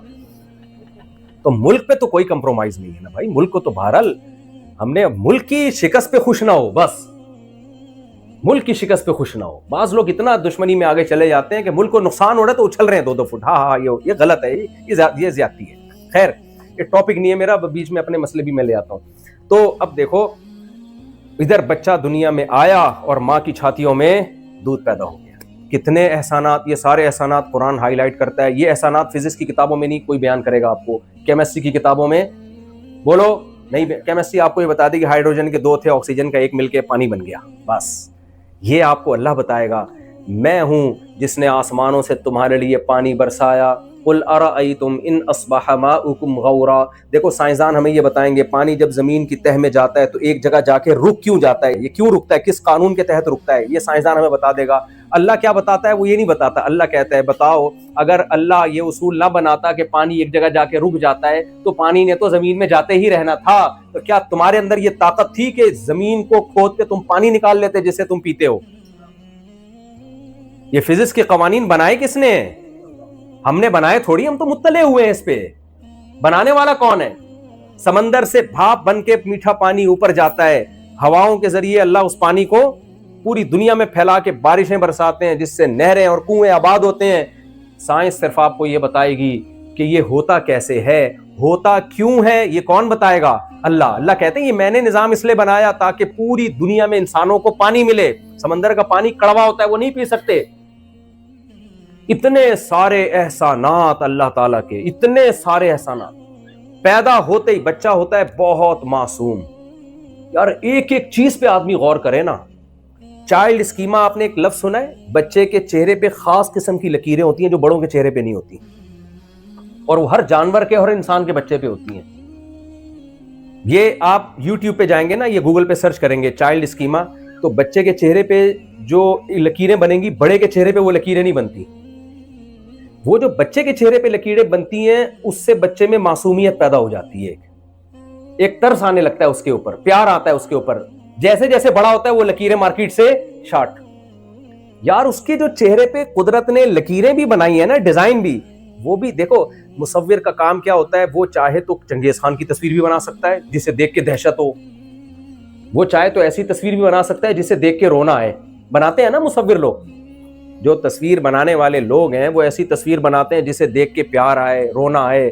اور کچھ ایسی تصویریں ہوتی ہیں دیکھنے سے لگ رہا ہوتا ہے چور ہے, ظالم ہے. تو چہرے پہ ایسے آپ تصویریں بنا دیں تو ایسا لگے گا جیسے کوئی خون خوار انسان ہو, مجھ پہ حملہ کرنا چاہتا ہے. یہ ہے نا, اللہ تعالیٰ نے بچے کے چہرے پر ذرا سا بھی وہ رونے کی کوشش کرے یا ہنسنے کی کوشش کرے, اس کے چہرے پہ جو جس ڈیزائن سے لکیریں بنتی ہیں وہ بڑوں کے چہرے پہ نہیں بنتی. اس سے فائدہ کیا ہوتا ہے بچے کو؟ بڑے کی طبیعت اس کی طرف جاتی ہے, بڑے کو اس پہ ترس آتا ہے, کیونکہ بچہ کمزور ہے, وہ خود سے نہیں سروائیو کر سکتا. کوئی ایسا ہونا چاہیے جو اس پہ ترس کھائے اور اس کے لیے قربانی دے. تو قدرت نے اس کے چہرے پہ جو ڈیزائن بنا دیا ہے, وہ ڈیزائن ایسا بنایا ہے کہ آپ کو اس پہ پیار آئے تاکہ اس کی حفاظت ہو. یہ ڈیزائننگ ایوالو ہونے کا نتیجہ بولو نہیں ہو سکتی, خود بخود نہیں ہو سکتا کہ پوری پینٹنگ بھی سوچو سمجھ کے کی جا رہی ہے. اب خدا کے احسانات تھے, جب ہم پیدا ہوئے اس نے آسمان سے بارشیں برسائیں, فجعلناہ سمیعا بصیرا, سنتا دیکھتا بنایا. تو ہونا تو یہ چاہیے تھا جب اللہ کے پیغمبر آئے اور انہوں نے ہمیں بتایا کہ تم پر اس نے اتنے احسانات کیے, تو ہم خوش ہو جاتے ہیں. ہم کہتے ہیں ہم تو پہلے ہی مانتے ہیں خدا کے ہم پر احسانات ہیں, اب ہم خدا کو خوش کرنا چاہتے ہیں, کیا طریقہ ہے؟ تو پیغمبر ہمیں بتاتے ہیں کہ 5 وقت نماز کی پابندی کرو, رمضان کا 1 مہینہ روزہ رکھو, زندگی میں 1 دفعہ اس کے گھر کی زیارت کرو, اور اپنے مالوں میں زکوٰۃ بھی نکالا کرو, صدقات و خیرات بھی نکالا کرو. وفی اموالہم حق للسائل والمحروم. جو لوگ اللہ کو مانتے ہیں ان کا سارا مال ان کا نہیں ہوتا, بلکہ ان کے مالوں میں ان کے رشتہ داروں کا اور ان جو محروم لوگ ہیں, جو ضرورت مند لوگ ہیں, ان کا حق ہوتا ہے. تو ہم دل کھول کے اللہ کی راہ میں خرچ کرتے ہیں. اللہ ہم تو تجھے تلاش کر رہے تھے, کوئی ہمیں بتائے کہ تو خوش کیسے ہوتا ہے. کسی اور غیر مسلم کے پاس خدا کو خوش کرنے کا کوئی مستند طریقہ موجود نہیں ہے. ہمارے پاس تو ہے, ہمیں تو اللہ بتاتا ہے, کوئی ہے عبادت کا طریقہ, ان کی نظر میں وہ مستند ہے, لیکن آپ اس کو کمپیئر کریں اگر اسلام سے تو اسلام سپیریئر نکلے گا, اس کا پلڑا بہت بھاری نکلے گا.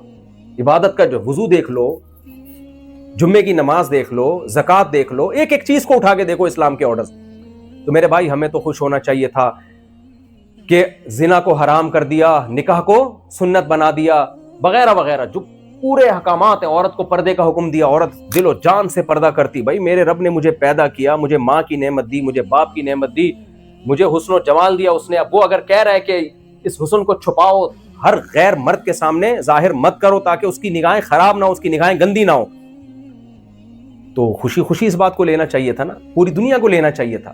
اور جس نے یہ پیغام پہنچایا سید الانبیاء صلی اللہ علیہ وسلم, وہ کہہ رہے لا اسألکم علیہ اجرا, میں اس دعوت پر تم سے کوئی مطالبہ نہیں کرتا, میرا کوئی کمیشن نہیں ہے, فری میں. جیسے میرے بیان بھی خوب سمجھ لیں فری میں ہوتے ہیں, یہ ذہن میں رکھیں, میرے کسی بیان کے کوئی پیسے ویسے نہیں ہوتے, کیونکہ بعض لوگوں میں یہ ہوتا ہے 4 بیویاں ایسے چل رہی ہیں صاحب, ایسا نہیں ہے. تو نبی صلی اللہ علیہ وسلم کا کوئی مفاد بھی نہیں ہے پیغام پہنچانے میں. پوری قوم آپ کو مکہ سے نکالنے پر مجبور کیا, تو ہونا یہ چاہیے تھا ان سب باتوں کو دیکھ کر ہم اللہ کے دین کو دل و جان سے قبول کرتے, بلکہ پوری انسانیت قبول کرتی. لیکن انسانیت نے بڑا ظلم کیا. انسانیت نے کیا کیا؟ بڑا ظلم. میسنجر آف گاڈ پہ بھی اعتراضات شروع کر دیے. کیا اعتراضات کیے؟ ان کی تعلیمات پہ نہیں. اعتراضات یہ ہو رہے ہیں آپ صلی اللہ علیہ وسلم نے ایک 50 سال کی عمر میں 9 سال کی لڑکی سے نکاح کیوں کیا؟ اچھا میں ایک بات آپ سے کہتا ہوں, زیادہ سے زیادہ اس عمل کو دنیا کے عرف کے لحاظ سے ظلم قرار دیا جائے گا نا, زیادہ سے زیادہ دنیا کے لحاظ سے, جو لوگ اعتراض کرتے ہیں. اور معاذ اللہ نقل کفر نباشت یہ مان لیا جائے کہ ظلم تھا, تو کس کے ساتھ ہوا یہ ظلم؟ معاذ اللہ سیدہ عائشہ کے ساتھ ہوا, معاذ اللہ. ایسا ہی ہے نا. تو جب وہ بالغ ہوئیں, وہ بڑی ہو گئیں, تو وہ کہہ دیتی مجھ پہ ظلم ہوا ہے, مجھے علیحدگی دے دو. مدعی سس گواہ چس کی اصطلاح آپ نے کبھی سنی ہے بھائی؟ مدعی سست گواہ چست. میں کہہ رہا ہوں اس نے میرے پیسے لیے ہیں, سوری میں کہہ رہا ہوں اس نے ان کے پیسے لیے ہیں اور یہ چپ بیٹھے ہوئے ہیں, تو لوگ کہیں گے جس کے لیے وہ تو چپ بیٹھا ہوا ہے, ان کو پتہ نہیں, تو شاید ان کا کوئی کمیشن ہوگا اس میں. ایسا ہی ہے نا. کورٹ بلا کے پوچھ رہی ہے بھائی مفتی صاحب نے دعویٰ کیا ہے کہ جمشید نے ستار کے پیسے لیے ہیں, ستار تم کیا کہتے ہو؟ ستار کہہ رہے میں کچھ بھی نہیں کہتا اس بارے میں. کورٹ اس کیس کو سنے گی, کورٹ کہے گی بھائی جس نے دعویٰ کیا وہ ٹائم ضائع مت کرو, نکلو یہاں سے. اگر سیدہ عائشہ رضی اللہ تعالی عنہا پہ ظلم ہوا ہے, آپ کم عمر تھیں, تو ہمیشہ کم عمری میں ہی تھوڑی رہی ہیں, بعد میں بالغ ہوئیں, بڑی ہوئیں. پھر سورہ حجاب میں ہمیں پتہ چلتا ہے نبی صلی اللہ علیہ وسلم نے اپنی تمام بیویوں کو طلاق کا حق دیا ہے کہ اگر اس غربت میں تم میرے ساتھ رہنے پر راضی نہیں ہو تو میں تمہیں ڈیورس کا حق دیتا ہوں. یہ تو پوری امت کا اجماعی عقیدہ ہے کہ نبی صلی اللہ علیہ وسلم نے اپنی تمام بیویوں کو ڈیورس کا رائٹ دیا کہ تمہیں اختیار ہے. اور سیدہ عائشہ کو اسپیشل الگ سے اختیار دے کے یہ فرمایا کہ آپ جلد بازی کا فیصلہ مت کرو, اگر آپ کو علیحدگی چاہیے, اگر آپ کو میرے ساتھ رہنا ہے, یہ طلاق کا حق آپ کو یوز نہیں کرنا, تو جلدی جواب نہیں چاہیے, پہلے اپنے گھر میں جا کے مشورہ لے لو. یہ کیوں پیغمبر سے یہ کام کروایا جا رہا ہے؟ قیامت تک کوئی شخص نبی کی سیرت پہ انگلی نہ اٹھائے کہ آپ کو معاذ اللہ سیدہ عائشہ چھوٹی عمر کی تھی, ان کو نقل کفر نباشت کوئی اندھیرے میں رکھ کے ان سے نکاح کیا گیا ہے, اور بعد میں تو وہ اس نکاح پہ نادم تھی اور معاذ اللہ ان کے ساتھ ظلم ہوا. بھائی اب تو بالغ ہو چکی ہیں, ان کو اختیار دیا جا رہا ہے اور کہا جا رہا ہے جلدی نہیں, جا کے اپنے گھر میں پہلے مشورہ کرو. اور رہنا بھی اس غربت میں, گھر میں 40 دن چولہا نہیں جل رہا, ایج بھی نبی کی زیادہ, اور اکنومیکلی بھی حالات یہ ہے کہ گھر میں 40 دن خود سیدہ عائشہ کہتی ہیں چولہا نہیں جلتا تھا. مجھے بتاؤ ایسی صورت میں بھی جب سیدہ عائشہ کو اختیار دیا گیا تو سیدہ عائشہ کہہ رہی ہیں افی کا اشاور, بخاری کی حدیث, آپ کے بارے میں اپنے والدین سے مشورہ کروں میں کہ رہنا کہ نہیں رہنا. غضبناک ہو رہی ہیں کہ آپ نے سوچا کیسے کہ میں نے آپ کے ساتھ نہیں رہنا, یہ سوچا کیسے؟ اتنی محبت مل رہی ہے. تو یہ تو پیغمبر کی ایسی سیرت ہے کہ ایج ڈیفرنس اتنا زیادہ اور ایک گھر میں غربت, اس کے باوجود سیدہ عائشہ آپ پر جان دینے کے لیے تیار ہیں. یہ تو بھائی ہمارے پیغمبر کی ایسے لوگ آج ملتے ہیں بھائی, آج ملتے ہیں ایسے لوگ. آپ اپنے بارے میں دیکھیں, اگر آپ کے گھر میں 40 دن چولہا نہ جلے اور آپ کی عمر بھی بیگم سے 30-35 سال زیادہ ہو, پہلی بات تو بیگم چولہا جل بھی رہا ہوگا نا تو کہے گی کہ اب میرے ابا نے میرے ساتھ ناانصافی. آپ 35 سال 40 سال 50 سال مجھ سے زیادہ ہیں, مجھے یہ شادی قبول نہیں, یہی ہوگا نا. اور اگر قبول کر لی تو ساری زندگی تانے دیتی رہے گی, بس وہ تو میں نے سوسائٹی اور خاندان کی پرمپرا تھی, ہم شریف لڑکیاں ہیں, ہم بس کر لیے, اب ٹھیک ہے ہو گئی, گزارا چلائیں گے. کیا خیال ہے؟ اور یہ بھی جب آپ ارب پتی ہو, آپ صبح و شام, ایسا ہوتا ہے بعض دفعہ لڑکی کی عمر کم ہوتی ہے, لڑکا ارب پتی ہوتا ہے, تو کہتے ہیں چلو یار پتی ہے لیکن ارب بھی تو ہے نا. کیا خیال ہے؟ تو لڑکی مان لیتی ہے, چلو بھائی جانے دو یار, ٹھیک ہے چلتا ہے, پیسہ بہت ہے. ہمارے نبی کے پاس تو پیسہ نہیں, خود سیدہ عائشہ اس حدیث کی راوی ہیں, اس کے باوجود اور پھر ڈیورس کا حق بھی دیا جا رہا ہے, پھر بھی کہہ رہی ہیں, اور پھر یہ بھی کہا جا رہا ہے مشورہ کرو, اس پہ غضبناک ہو رہی ہیں, فی کا اشاور, یا آپ نے سوچا کیسے میرے بارے میں, اور اعتراض کرنے والا کہہ رہا ہے کہ ظلم ہوا تھا. تو یہ کیا, یہ اعتراض ہے ان کا. اعتراض یہ نہیں ہے, اصل میں اعتراض یہ کہ نبی کو میسنجر آف گاڈ مان لیا تو نبی کی باتوں کو بھی ماننا پڑے گا, وہاں سے جان چھڑانا چاہ رہے ہیں. تو اس کے لیے ایک طریقہ تو یہ ہے, ایک طریقہ یہ نکالا ہوا ہے کہ میسنجر آف گاڈ کا انکار کرو. اب بولو آپ پیغمبر, اللہ کے معاذ اللہ پیغمبر ہے ہی نہیں, پھر آپ کی ذات پہ اعتراضات کرنا شروع کر دو جو بنتے نہیں ہیں. دوسرا اعتراض جو اس سے بھی بڑا جرم کیا, وہ کیا کیا, خدا کے وجود ہی کا انکار کر دو. کیونکہ خدا کو مانیں گے تو پھر آگے مسائل کھڑے ہوں گے, وہ خدا کیا چاہتا ہے, اس خدا کے احسانات کیا ہیں. جب خدا کو مانیں گے تو ماننا پڑے گا یہ آنکھیں کس نے دی ہیں, اللہ نے دی ہیں. پہلے زمانے میں تو یہی ہوتا تھا, بچوں کو بتایا جاتا تھا دیکھو بیٹا اللہ نے آنکھیں دی, بچہ مان لیتا بھائی اللہ نے دی ہیں, تو بیٹا غلط استعمال نہیں کرنا. اچھا ابو ٹھیک ہے. وہ ایک آدمی کے, چلو زیادہ بات لمبی ہو جائے گی, بات کو سمیٹ رہا ہوں میں, بڑی دلچسپ بات تھی لیکن پھر الگ سے کبھی موقع ملے گا آپ سمجھائیں گے انشاءاللہ. ایک خاتون کا شوہر مر گیا تو روتے روتے کہہ رہی ہائے ہائے میرے میاں بہت اچھے تھے, کبھی کسی خاتون کو نظر اٹھا کے نہیں دیکھا, جب بھی دیکھا ٹک ٹکی باندھ کے دیکھا انہوں نے ہمیشہ. تو جو ہے بچے کو ہم سمجھاتے ہیں اللہ کی نعمتیں, اللہ کی نعمتیں, اللہ کی نعمتیں, یہ مت کرو, اللہ نے چوری کو حرام قرار دیا, بڑوں سے بد کلامی کو حرام قرار دیا, اللہ نے اس کو حرام قرار دیا. تو بچہ اگر وہ گناہ کرتا بھی ہے بڑے ہو کر, ایک احساس جرم تو ہوتا ہے نا. لیکن انسانیت نے کیا ظلم کیا, انہوں نے کہا اللہ کو سوسائٹی سے نکالو. سارے مسائل کہاں سے کھڑے ہو رہے ہیں, گاڈ کی وجہ سے کھڑے ہو رہے ہیں سارے مسائل. اب نکالیں کیسے, نکالنا آسان نہیں ہے. پھر آنکھیں کس نے دی بھائی, یہ زبان کس نے دی, یہ ناک کس نے دی, کان کس نے دیے, ماں کی چھاتیوں میں دودھ کون پیدا کرتا ہے, آسمان سے بارش کون برساتا ہے, انظروا الی ثمرہ اذا اثمر. اللہ کہتے ہیں اس انار کو دیکھو, مٹی پانی گوبر کے ملاپ سے ایک انار پیدا ہوتا ہے, اس کے پھلنے پھولنے کے منظر کو تو دیکھو. انار سرخ ہوتا ہے, کیسا بہترین رس اس کے اندر, اور دانے کیسی خوبصورت پیکنگ میں اور مختلف پرتوں میں. ایسا نہیں کہ ٹیڑے میڑے دانے, نہ ایک بڑی خوب انگور کے گچھے دیکھو, کیلے کے گچھے دیکھو, سیب کے اوپر کی پرت دیکھو, اور پھر اس بیج کے اندر سافٹ ویئر کیسے انسٹال ہوئے ہوئے ہیں بھائی. آپ نے بیج زمین میں ڈالا, اس بیج سے ایک پودا نکلا, اس سے بیل نکلی, اس سے پھول نکلے, پھول تتلیوں کو اٹریکٹ کریں گے, نر مادہ پھولوں کا ملاپ ہوگا, اس کے بعد پھل پیدا ہوگا, پھل بڑا ہوگا, پھر وہ آپ کھائیں گے, اس کے اندر وہی درجنوں بیج دوبارہ, اور ہر بیج میں یہی پروسیس اس کے اندر انسٹال ہوا ہوگا. تو اتنی ساری چیزیں کہاں, تبھی تو قرآن کہتے ہیں فَبِأَيِّ آلَاءِ رَبِّكُمَا تُكَذِّبَانِ, کس چیز کا انکار کرو گے بھائی. انسان نے ایک فارمولا نکالا کہ سب کا ایک ہی دفعہ میں کر دو انکار.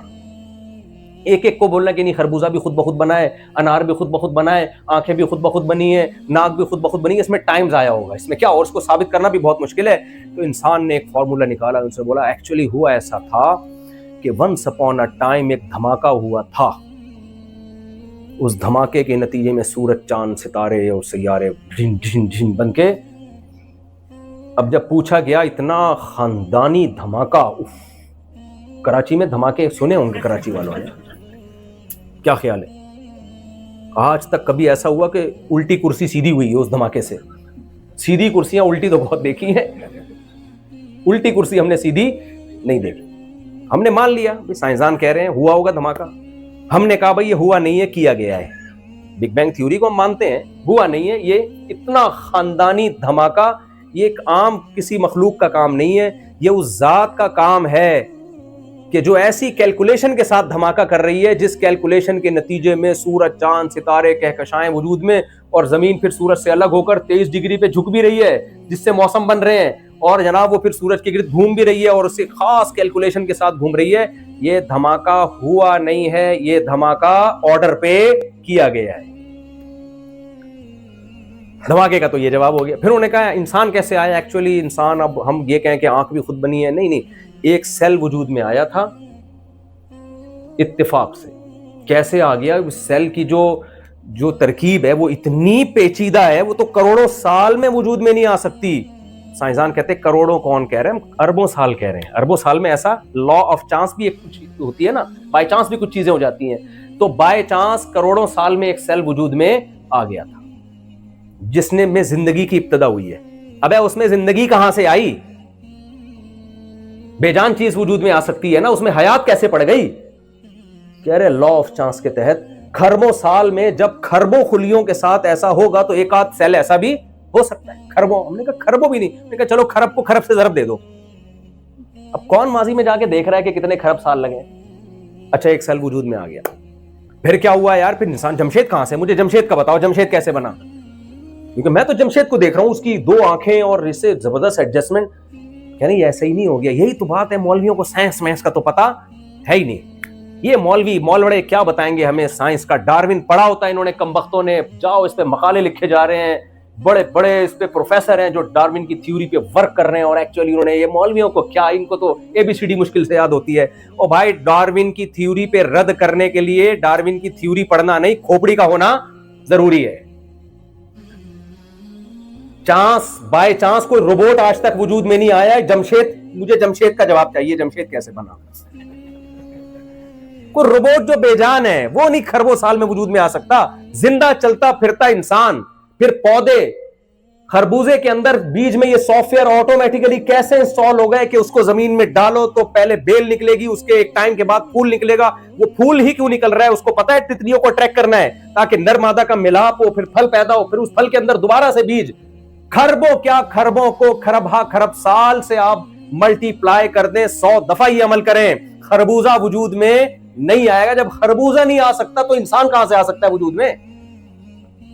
تو اس لیے پھینکنے پر گورنمنٹ کی طرف سے کوئی پابندی نہیں ہے, پھینکنے پر پابندی اللہ کی طرف سے. اس لیے جو ڈاروین کی تھیوری کی بیس پہ خدا کے منکر ہیں, گورنمنٹ ان کو سزا نہیں دے گی. ان کو سزا کون دے گا؟ وہ خدا دے گا جس نے بنایا ہے. مولوی کا کام ہے خدا کا پیغام آپ تک پہنچا دینا, علماء کا کام, پیغمبروں کا کام اللہ کا پیغام پہنچا دینا. باقی آگے اس کو آپ اس اللہ کے عذاب سے ڈریں یا نہ ڈریں, یہ علماء کا کام نہیں ہے. آپ مذاق اڑاتے رہے, مولویوں کو کیا پتا سائنس کا. میں دیکھتا ہوتا نیچے کمنٹس میرے بارے میں آئے ہوتے ہیں, ان کو سائنس کا, ان کو ڈاروین کا پتا ہے, ڈاروین کی اسپیلنگ آتی ہے ان کو. اور بھائی ہمیں اسپیلنگ آئے نہ آئے, ہمیں یہ پتا ہے جمشید خود بخود نہیں بن سکتا. ہم دیسی لوگ ہیں, دیسی اسٹائل میں بات کرتے ہیں, نہیں ہو سکتا یہ آٹومیٹیکلی. اتنا لا آف چانس کے تحت ایسا ہوا ہے. اور کمال کی بات ہے, ڈاروین کے تحت ارتقا کرتے کرتے ہم اینڈنگ پوائنٹ پہ یہ سب کچھ مل رہا ہے. یعنی جو جانور ایوالو ہو کے جہاں پہنچا ہے نا, اس کی انتہا بھی یہی ہے. تو ہم آخری اسٹیشن پہ کیوں کھڑے ہوئے؟ تھوڑا ہم پہلے پیدا ہو جاتے, کچھ چیزوں کو بھی مزید ایوالو ہوتے ہوئے دیکھ لیتے. نہیں آئی سمجھ میں بات؟ مثال کے طور پر شہد کی مکھی, سائنسدان کہیں گے, قرآن کہتے ہیں میں نے بنائی. اوحا ربک الی النحل, تیرے رب نے مکھی کو بنایا اور مکھی کی چھوٹی سی کھوپڑی میں ایک سافٹ ویئر ڈال دیا, وحی کی, اس کو سکھایا ایسے چھتا بنانا ہے, ایسے ملکہ مکھی, مزدور مکھی, یہاں سے پھولوں کا رس تو نے چوسنا ہے, اور اس طرح سے تو نے بائی ایئر سفر کرنا ہے, اپنے چھتے تک پہنچنا ہے, اس طرح سے تو نے شہد تیار کرنا ہے. اللہ کے پاس جواب آسان ہے کہ یہ کس نے سکھایا ہے؟ اللہ. جو خدا کے منکر ہیں ان وہ بہت بڑی مصیبت میں پھنس جاتے ہیں. ان سے پوچھو شہد کی مکھی کیسے وجود میں آئی؟ جمشید تو چل چھوڑ, تجھے جمشید کا نام اچھا نہیں لگتا تو بتا مکھی کیسے وجود میں آئی. مکھی کے بارے میں پھینکنا, وہیں سے جو پھینکنا شروع کر دیتے ہیں, وہیں سے کہہ رہے ہیں ایکچولی ایسا ہوا تھا کہ یوں ہوا تھا, پھر کیا ہوا تھا. وہ ایک بڑا زبردست پنجابی میں کہتے ہیں نا کہ کاش میری قسمت میں ہوتا, میں خریدتا ایک کھوتا, کبھی تو سوار ہوتا کبھی میں سوار ہوتا. تو ایکچولی کر کے کچھ بھی پھینکتے رہو.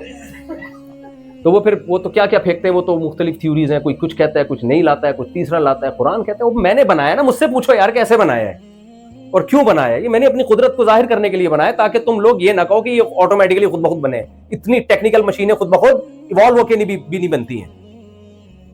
تو اب کیا تھوڑی بہت تبدیلی تو آتی ہے انوائرمنٹ کو چینج کے, وہ بھی اللہ کی قدرت ہے کہ کچھ چیزیں انسان میں چینجیبل اللہ نے رکھی ہیں. کسی علاقے میں جاتا ہے, سرد علاقوں میں زیادہ رہے گا تو 8-10 نسلوں کے بعد جا کے اس میں ایسی صلاحیت پیدا ہو جائے گی کہ وہ سردی کو برداشت کر پائے. یہ تو انسانی بقا کے لیے اتنا ایوالو ہونا تو ضروری ہے. اتنا ایوالو ہونا کہ آنکھ نہیں تھی آنکھ نکل کے آ گئی, ناک نکل کے آ گئی, یہ نہیں ہو سکتا بھائی. پورے پارٹس بننا شروع ہو گئے. تو اب کیا مسئلہ ہے, شہد کی مکھی جو قدرت نے اس کو جیسا بنانا تھا نا, اس کی انتہا کو پہنچی ہوئی ہے. وہ اس سے زیادہ اچھی بن نہیں سکتی. ہر جانور کو جیسا ہونا, اس کی چونچ جیسی ہونی چاہیے, اس میں سونگنے کی حس جیسی ہونی چاہیے, جو بھی اس کے لیے ضروری تھی. تبھی قرآن کہتا ہے احسن کل شیء خلقہ, ہر چیز کو بہترین انداز سے اس نے بنایا. بیٹھ جاتے ہیں. اب جیسے جماعت آئی ہے ماشاءاللہ پشاور سے, اب دیکھیں روز جماعتیں آ رہی ہیں, ٹھیک ہے نا, راولپنڈی سے آ رہی ہیں, پشاور سے آ رہی ہیں, ملتان سے آ رہی ہیں, امریکہ سے آ رہی ہیں. اب مجھے میسج ملتا ہے کراچی میں کئی جماعت آئی ہوئی ہے, مفتی صاحب اسلام آباد سے جماعت آئی ہوئی ہے, آپ نے لازمی ملنا ہے, وہ آپ سے ملنے کے بڑے خواہش مند ہیں. اب 3 وجہ سے ملنے کی فضائل بتاتے ہیں. نمبر 1 اسلام آباد, وہ تو ویسے ہی کیپٹل ہے بھائی, صحیح نا. معمولی لوگ تو اسلام آباد میں ناراض نہیں ہو رہے نا. نمبر 2 عام مسلمان ہے, مسلمان سے ملاقات تو ویسے ہی عزت کی چیز ہے بھائی, وہ آپ سے ملنا چاہ رہا ہے. نمبر 3 نکلا وہ بھی اللہ کے راستے میں ہے. اور چوتھی بات, اتنی دور سفر کر کے آیا ہے. 4 وجوہات ہیں جن کی وجہ سے ایسے مبارک لوگوں سے ملنا واجب ہو جاتا ہے. لیکن ہفتے میں 1 دفعہ واجب ہوگا یا مہینے میں 1 دفعہ ہوگا. اگر روز ہی آ رہی ہیں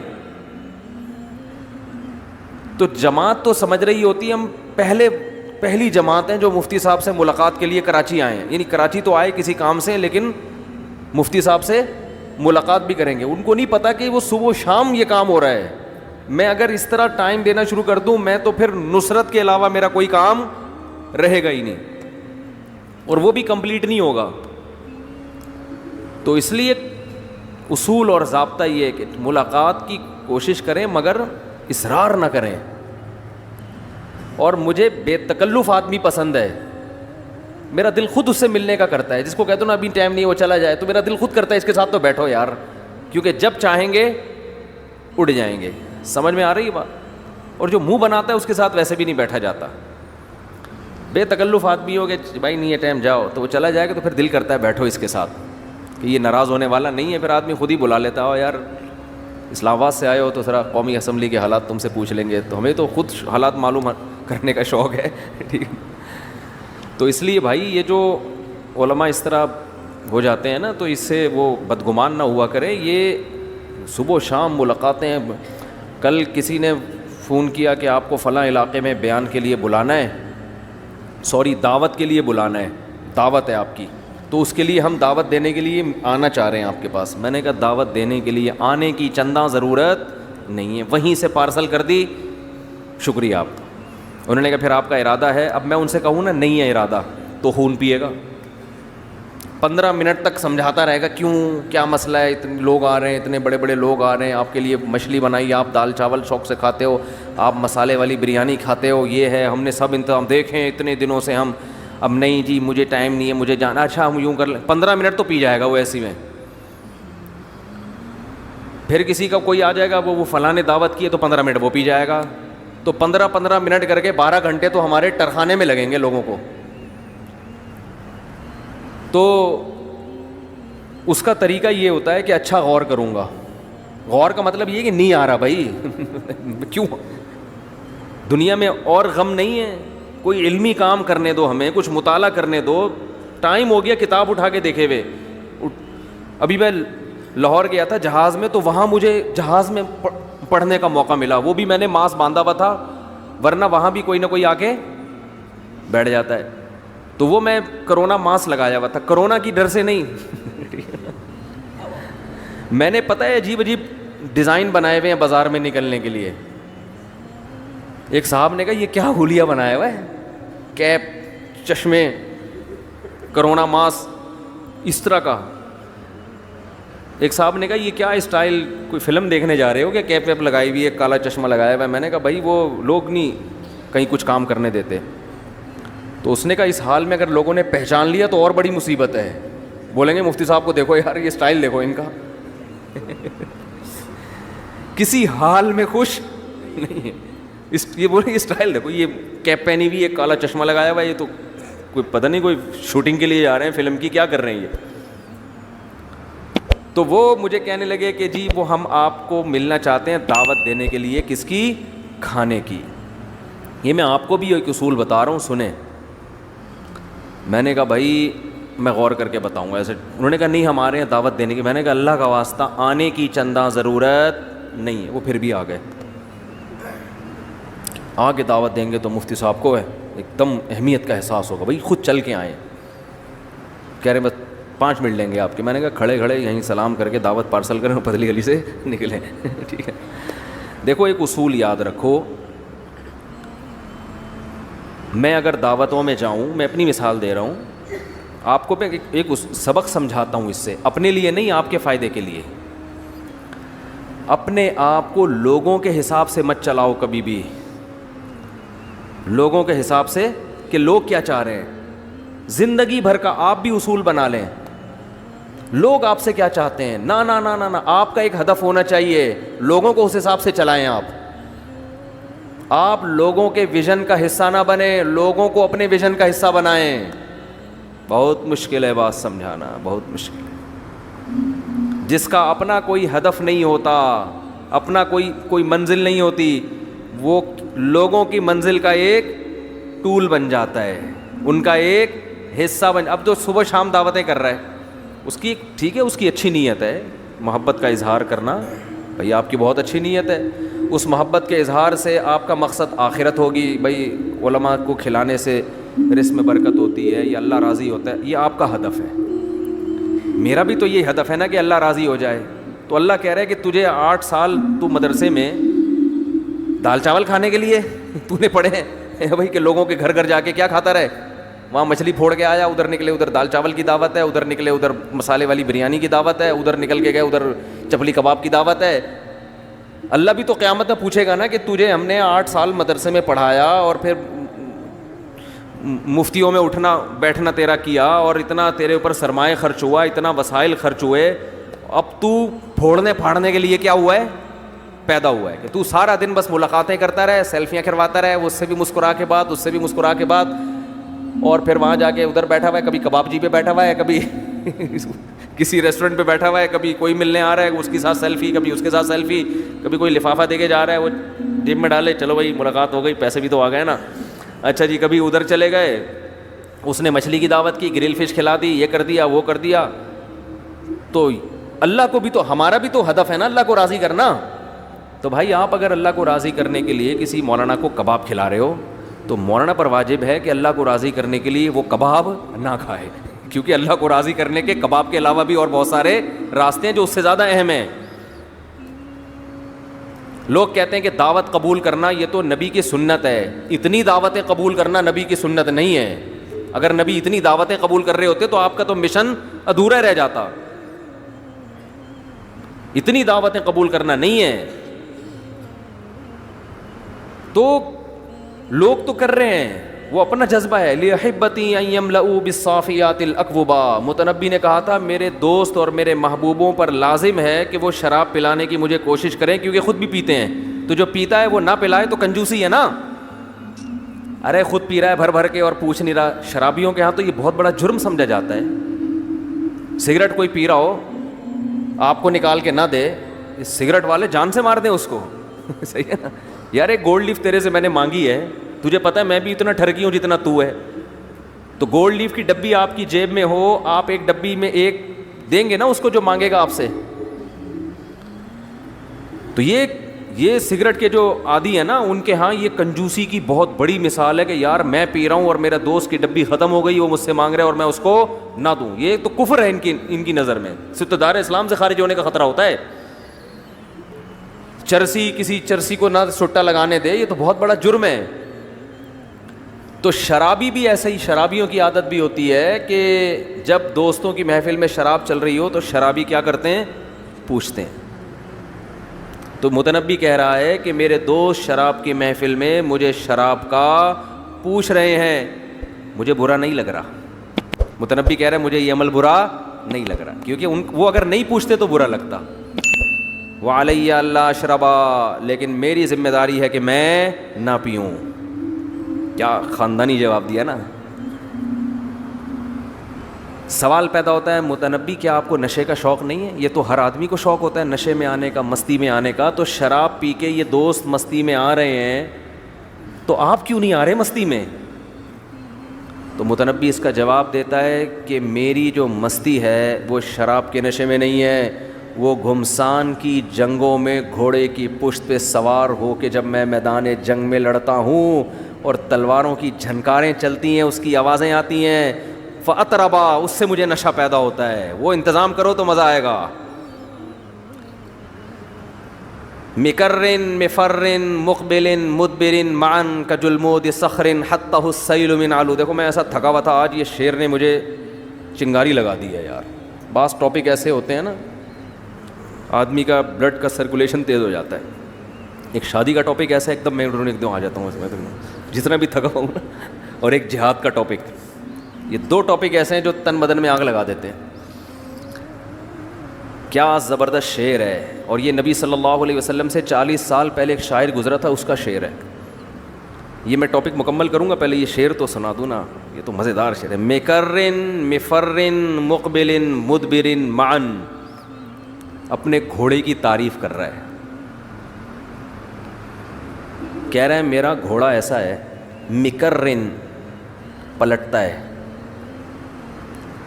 کوئی بڑی بات نہیں ہے, گھوڑے تو سبھی پلٹتے ہیں. مفرن انتہائی تیز دوڑتا ہے, کوئی بڑی بات نہیں ہے, بہت سے گھوڑے بہت تیز دوڑتے ہیں. مقبلن دشمن پہ جھپٹتا ہے, کوئی بڑی بات, بولو نا سارے گھوڑے دشمن پہ جھپٹتے ہیں. مدبرن جب موقع دیکھتا ہے تو پیٹ پھیرتا ہے, سارے گھوڑے پیٹ پھیرتے ہیں. کہہ رہے ہیں معن, یہ سارے کام ایٹ اے ٹائم ہوتے ہیں. آہا, مزہ نہ آئے تو پیسے واپس. یہ سارے کام ایک ٹائم پہ کرتا ہے.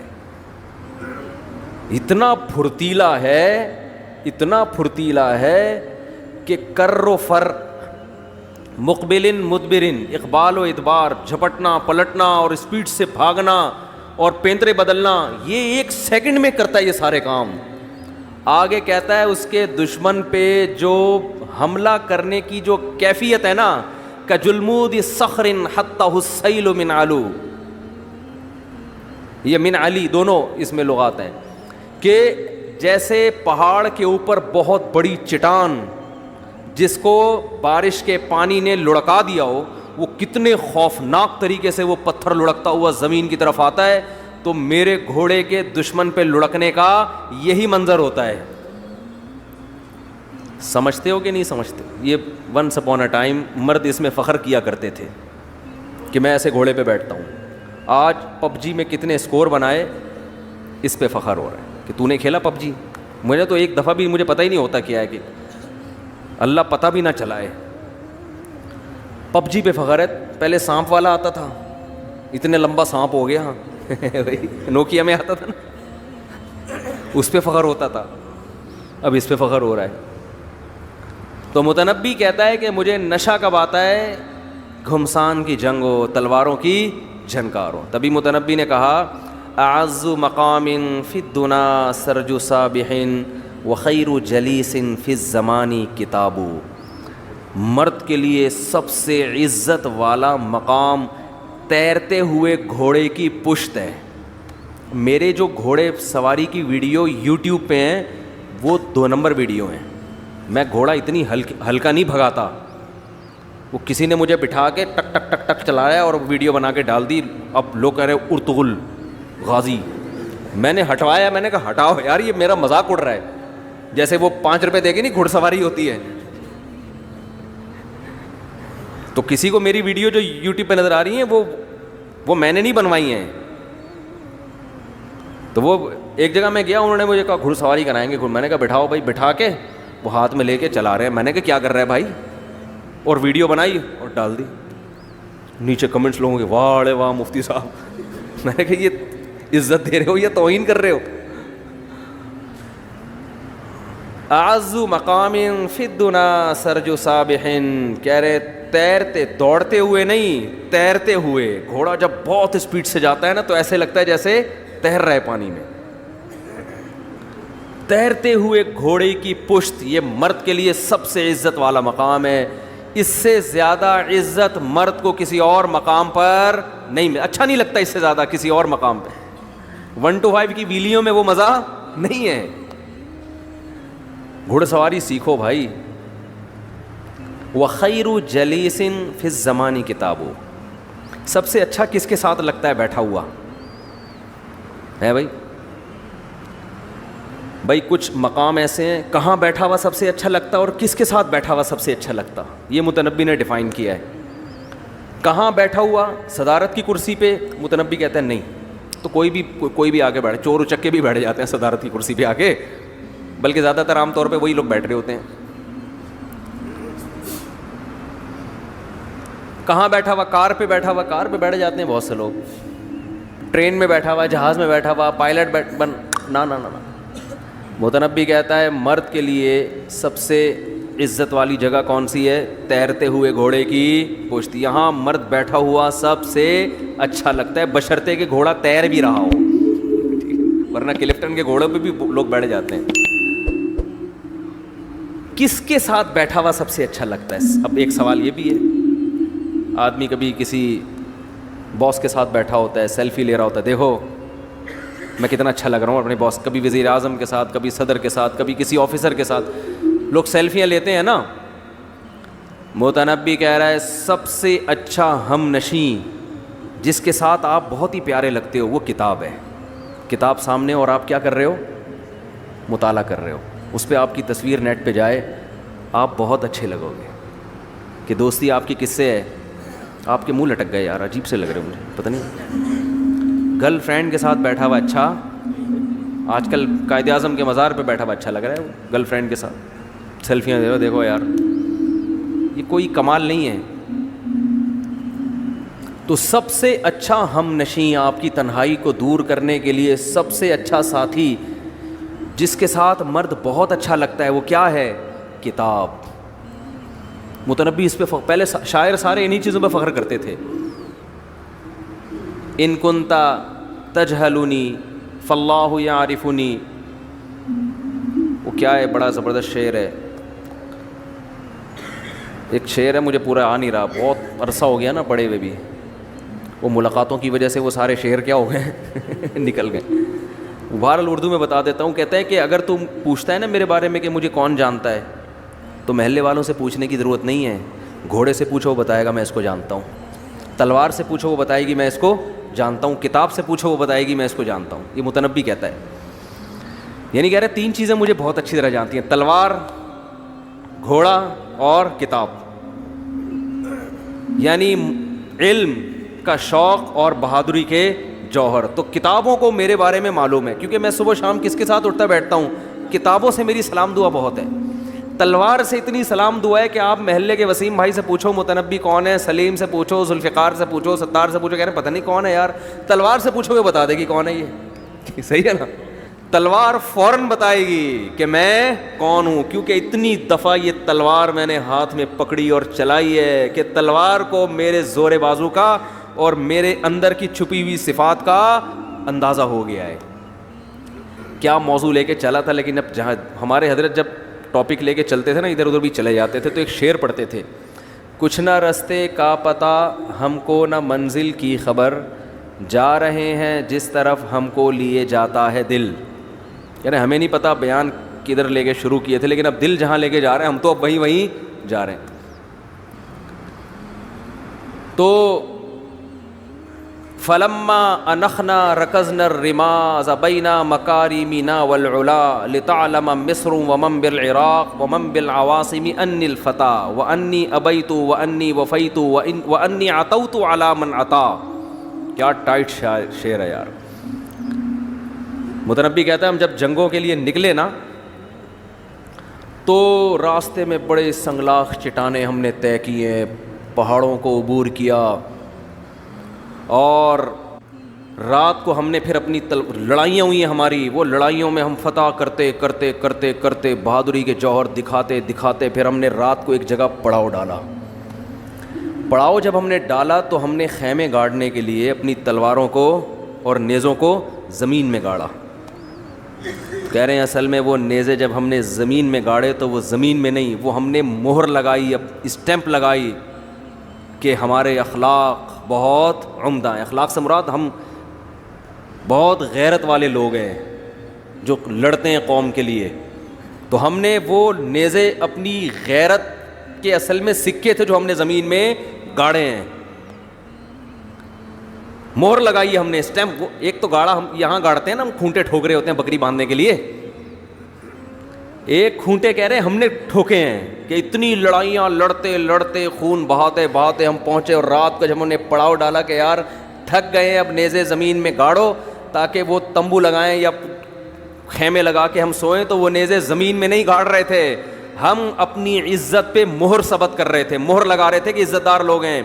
اور ہم نے یہ سب کچھ اس لیے کیا لتعلم مصر ومن بالعراق، تاکہ مصر والوں کو بھی پتہ چل جائے اور جو لوگ عراق میں رہتے ہیں ان کو بھی پتہ چل جائے، ومن بالعواصم اور عواصم میں رہنے والوں کو بھی پتہ چل جائے، ان الفتح کہ میں جوان آدمی ہوں ابھی بوڑھا نہیں ہوا، وانی وفیت جو کہتا ہوں کر کے دکھاتا ہوں، وانی ابیت دشمن کی بات ماننے سے انکار کرتا ہوں، وانی عتوت علی من عطا جو سرکشی کرتا ہے اس کا جواب سرکشی سے دیتا ہوں، نرمی سے نہیں دیتا.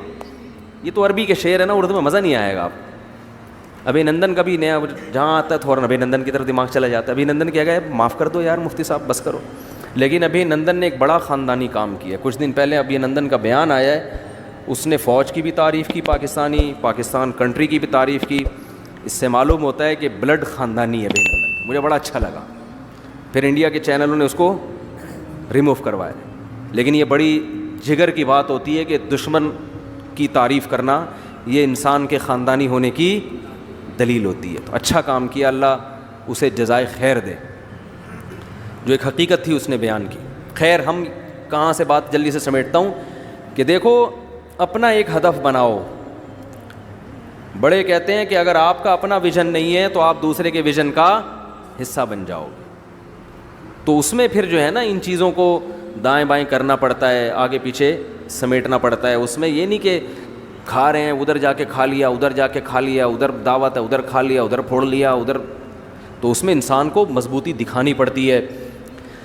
تو یہ بد اخلاقی کی بات نہیں ہوتی ہے بلکہ یہ صحیح بات ہوتی ہے. اگر ہم چاہیں تو ہم شروع کر دیں صبح شام کھانا فری پھوکڑ کا کھانا ہے، کیا ہے ادھر ہے. اب تو اتنے ریلیٹیو ہیں جہاں چاہوں جب چاہوں جس سے بولوں بنوا لوں، یار تو دال چاول بنا ذرا میں آ رہا ہوں تیرے پاس، تو ذرا مچھلی بنا لے، تو یہ بنا لے. وہاں چلے گئے، پھر ادھر سوئے، پھر ادھر اٹھ کے وہاں چلے گئے، پھر ادھر اٹھ کے وہاں چلے گئے، پھر ادھر وہاں چلے گئے. سارا دن اسی میں ہنسی خوشی زندگی گزرے گی. پھول کے کپا ہو جاؤں گا بالکل بہترین، ٹھیک ہے نا. ایسا زبردست، دیکھنے میں بھی اچھا لگوں گا. ماشاء اللہ یار مفتی صاحب آ رہے ہیں تو پتہ چل رہا ہے کہ زلزلہ آ رہا ہے، ٹھیک ہے نا، زلزلہ آنے والا ہے. تو ہم چاہیں تو یہ ہو سکتا ہے، لیکن ضمیر ملامت کرے گا. اور ایک واقعہ سنا کے بس میں اصل ٹاپک پر جو آیتیں میں نے پڑھی ہے. علامہ شبیر احمد عثمانی رحمہ اللہ تعالیٰ فرمایا کرتے تھے کہ اگر ایک عالم دین وہ سبیل لگا کے بیٹھا ہوا ہے لوگوں کو پانی پلانے کے لیے کہ پیاسوں کو یہاں میں کیا کروں گا، پانی پلاؤں گا، سبیل لگا کے بیٹھا ہوا ہے، تو فرمایا کہ اس کو ثواب کے بجائے گناہ ملے گا. اس لیے کہ یہ کام دنیا میں کوئی بھی کر سکتا ہے. آپ کو اللہ نے جو صلاحیت دی ہے وہ اس کے علاوہ دی ہے. آپ اس کام میں اپنے یہ اس پہ کسی اور کو بٹھا دو. یہ بات لوگوں کو علماء کے بارے میں سمجھ میں نہیں آتی، ڈاکٹروں کے بارے میں سمجھ میں آتی ہے، انجینئروں کے بارے میں سمجھ میں آتی ہے، سائنسدانوں کے بارے میں سمجھ میں آتی ہے. کوئی بہت بڑا سائنسدان ہو جس کو اللہ نے بڑی صلاحیت دی ہو، ڈاکٹر عبدالقدیر خان کو لے لو، اس کے ذمہ ایٹم بم بنانا تھا نا. وہ کہے نہیں میں ایک کنواں کھدوا رہا ہوں تاکہ لوگوں کو کیا ملے، اس سے پانی ملے. وہاں خود بھی کھود رہا ہے، مٹی بھر بھر کے لا کے پھینک رہا ہے مزدوروں کے ساتھ. لوگ تو واہ واہ کریں گے، واہ یار اتنا بڑا سائنٹسٹ ہو کہ مٹی بھی خود ہی اٹھا رہا ہے، کنواں بھی خود ہی کھود رہا ہے اور پانی بھر بھر کے لوگوں کو پلا رہا ہے. ادھر اس کو حکومت کہہ رہی ہے بھائی تو بم پھاڑ دے جا کے جو تیرے ذمہ لگائے ہم نے. انڈیا کی فوجیں کھڑی ہوئی ہیں، دشمن کھڑا ہوا ہے سر کے اوپر توپیں لے کے. وہ کہہ رہے تھے کیا پانی پلانا بری بات ہے؟ پھر عبد القدیر خان کی پھپھو کا فون آیا، پھپھو کا چلو وہ تو پھر رشتہ دار ہیں، ان کی تو بات ماننی چاہیے، ادھر عقیدت مند ملنے کے لیے سر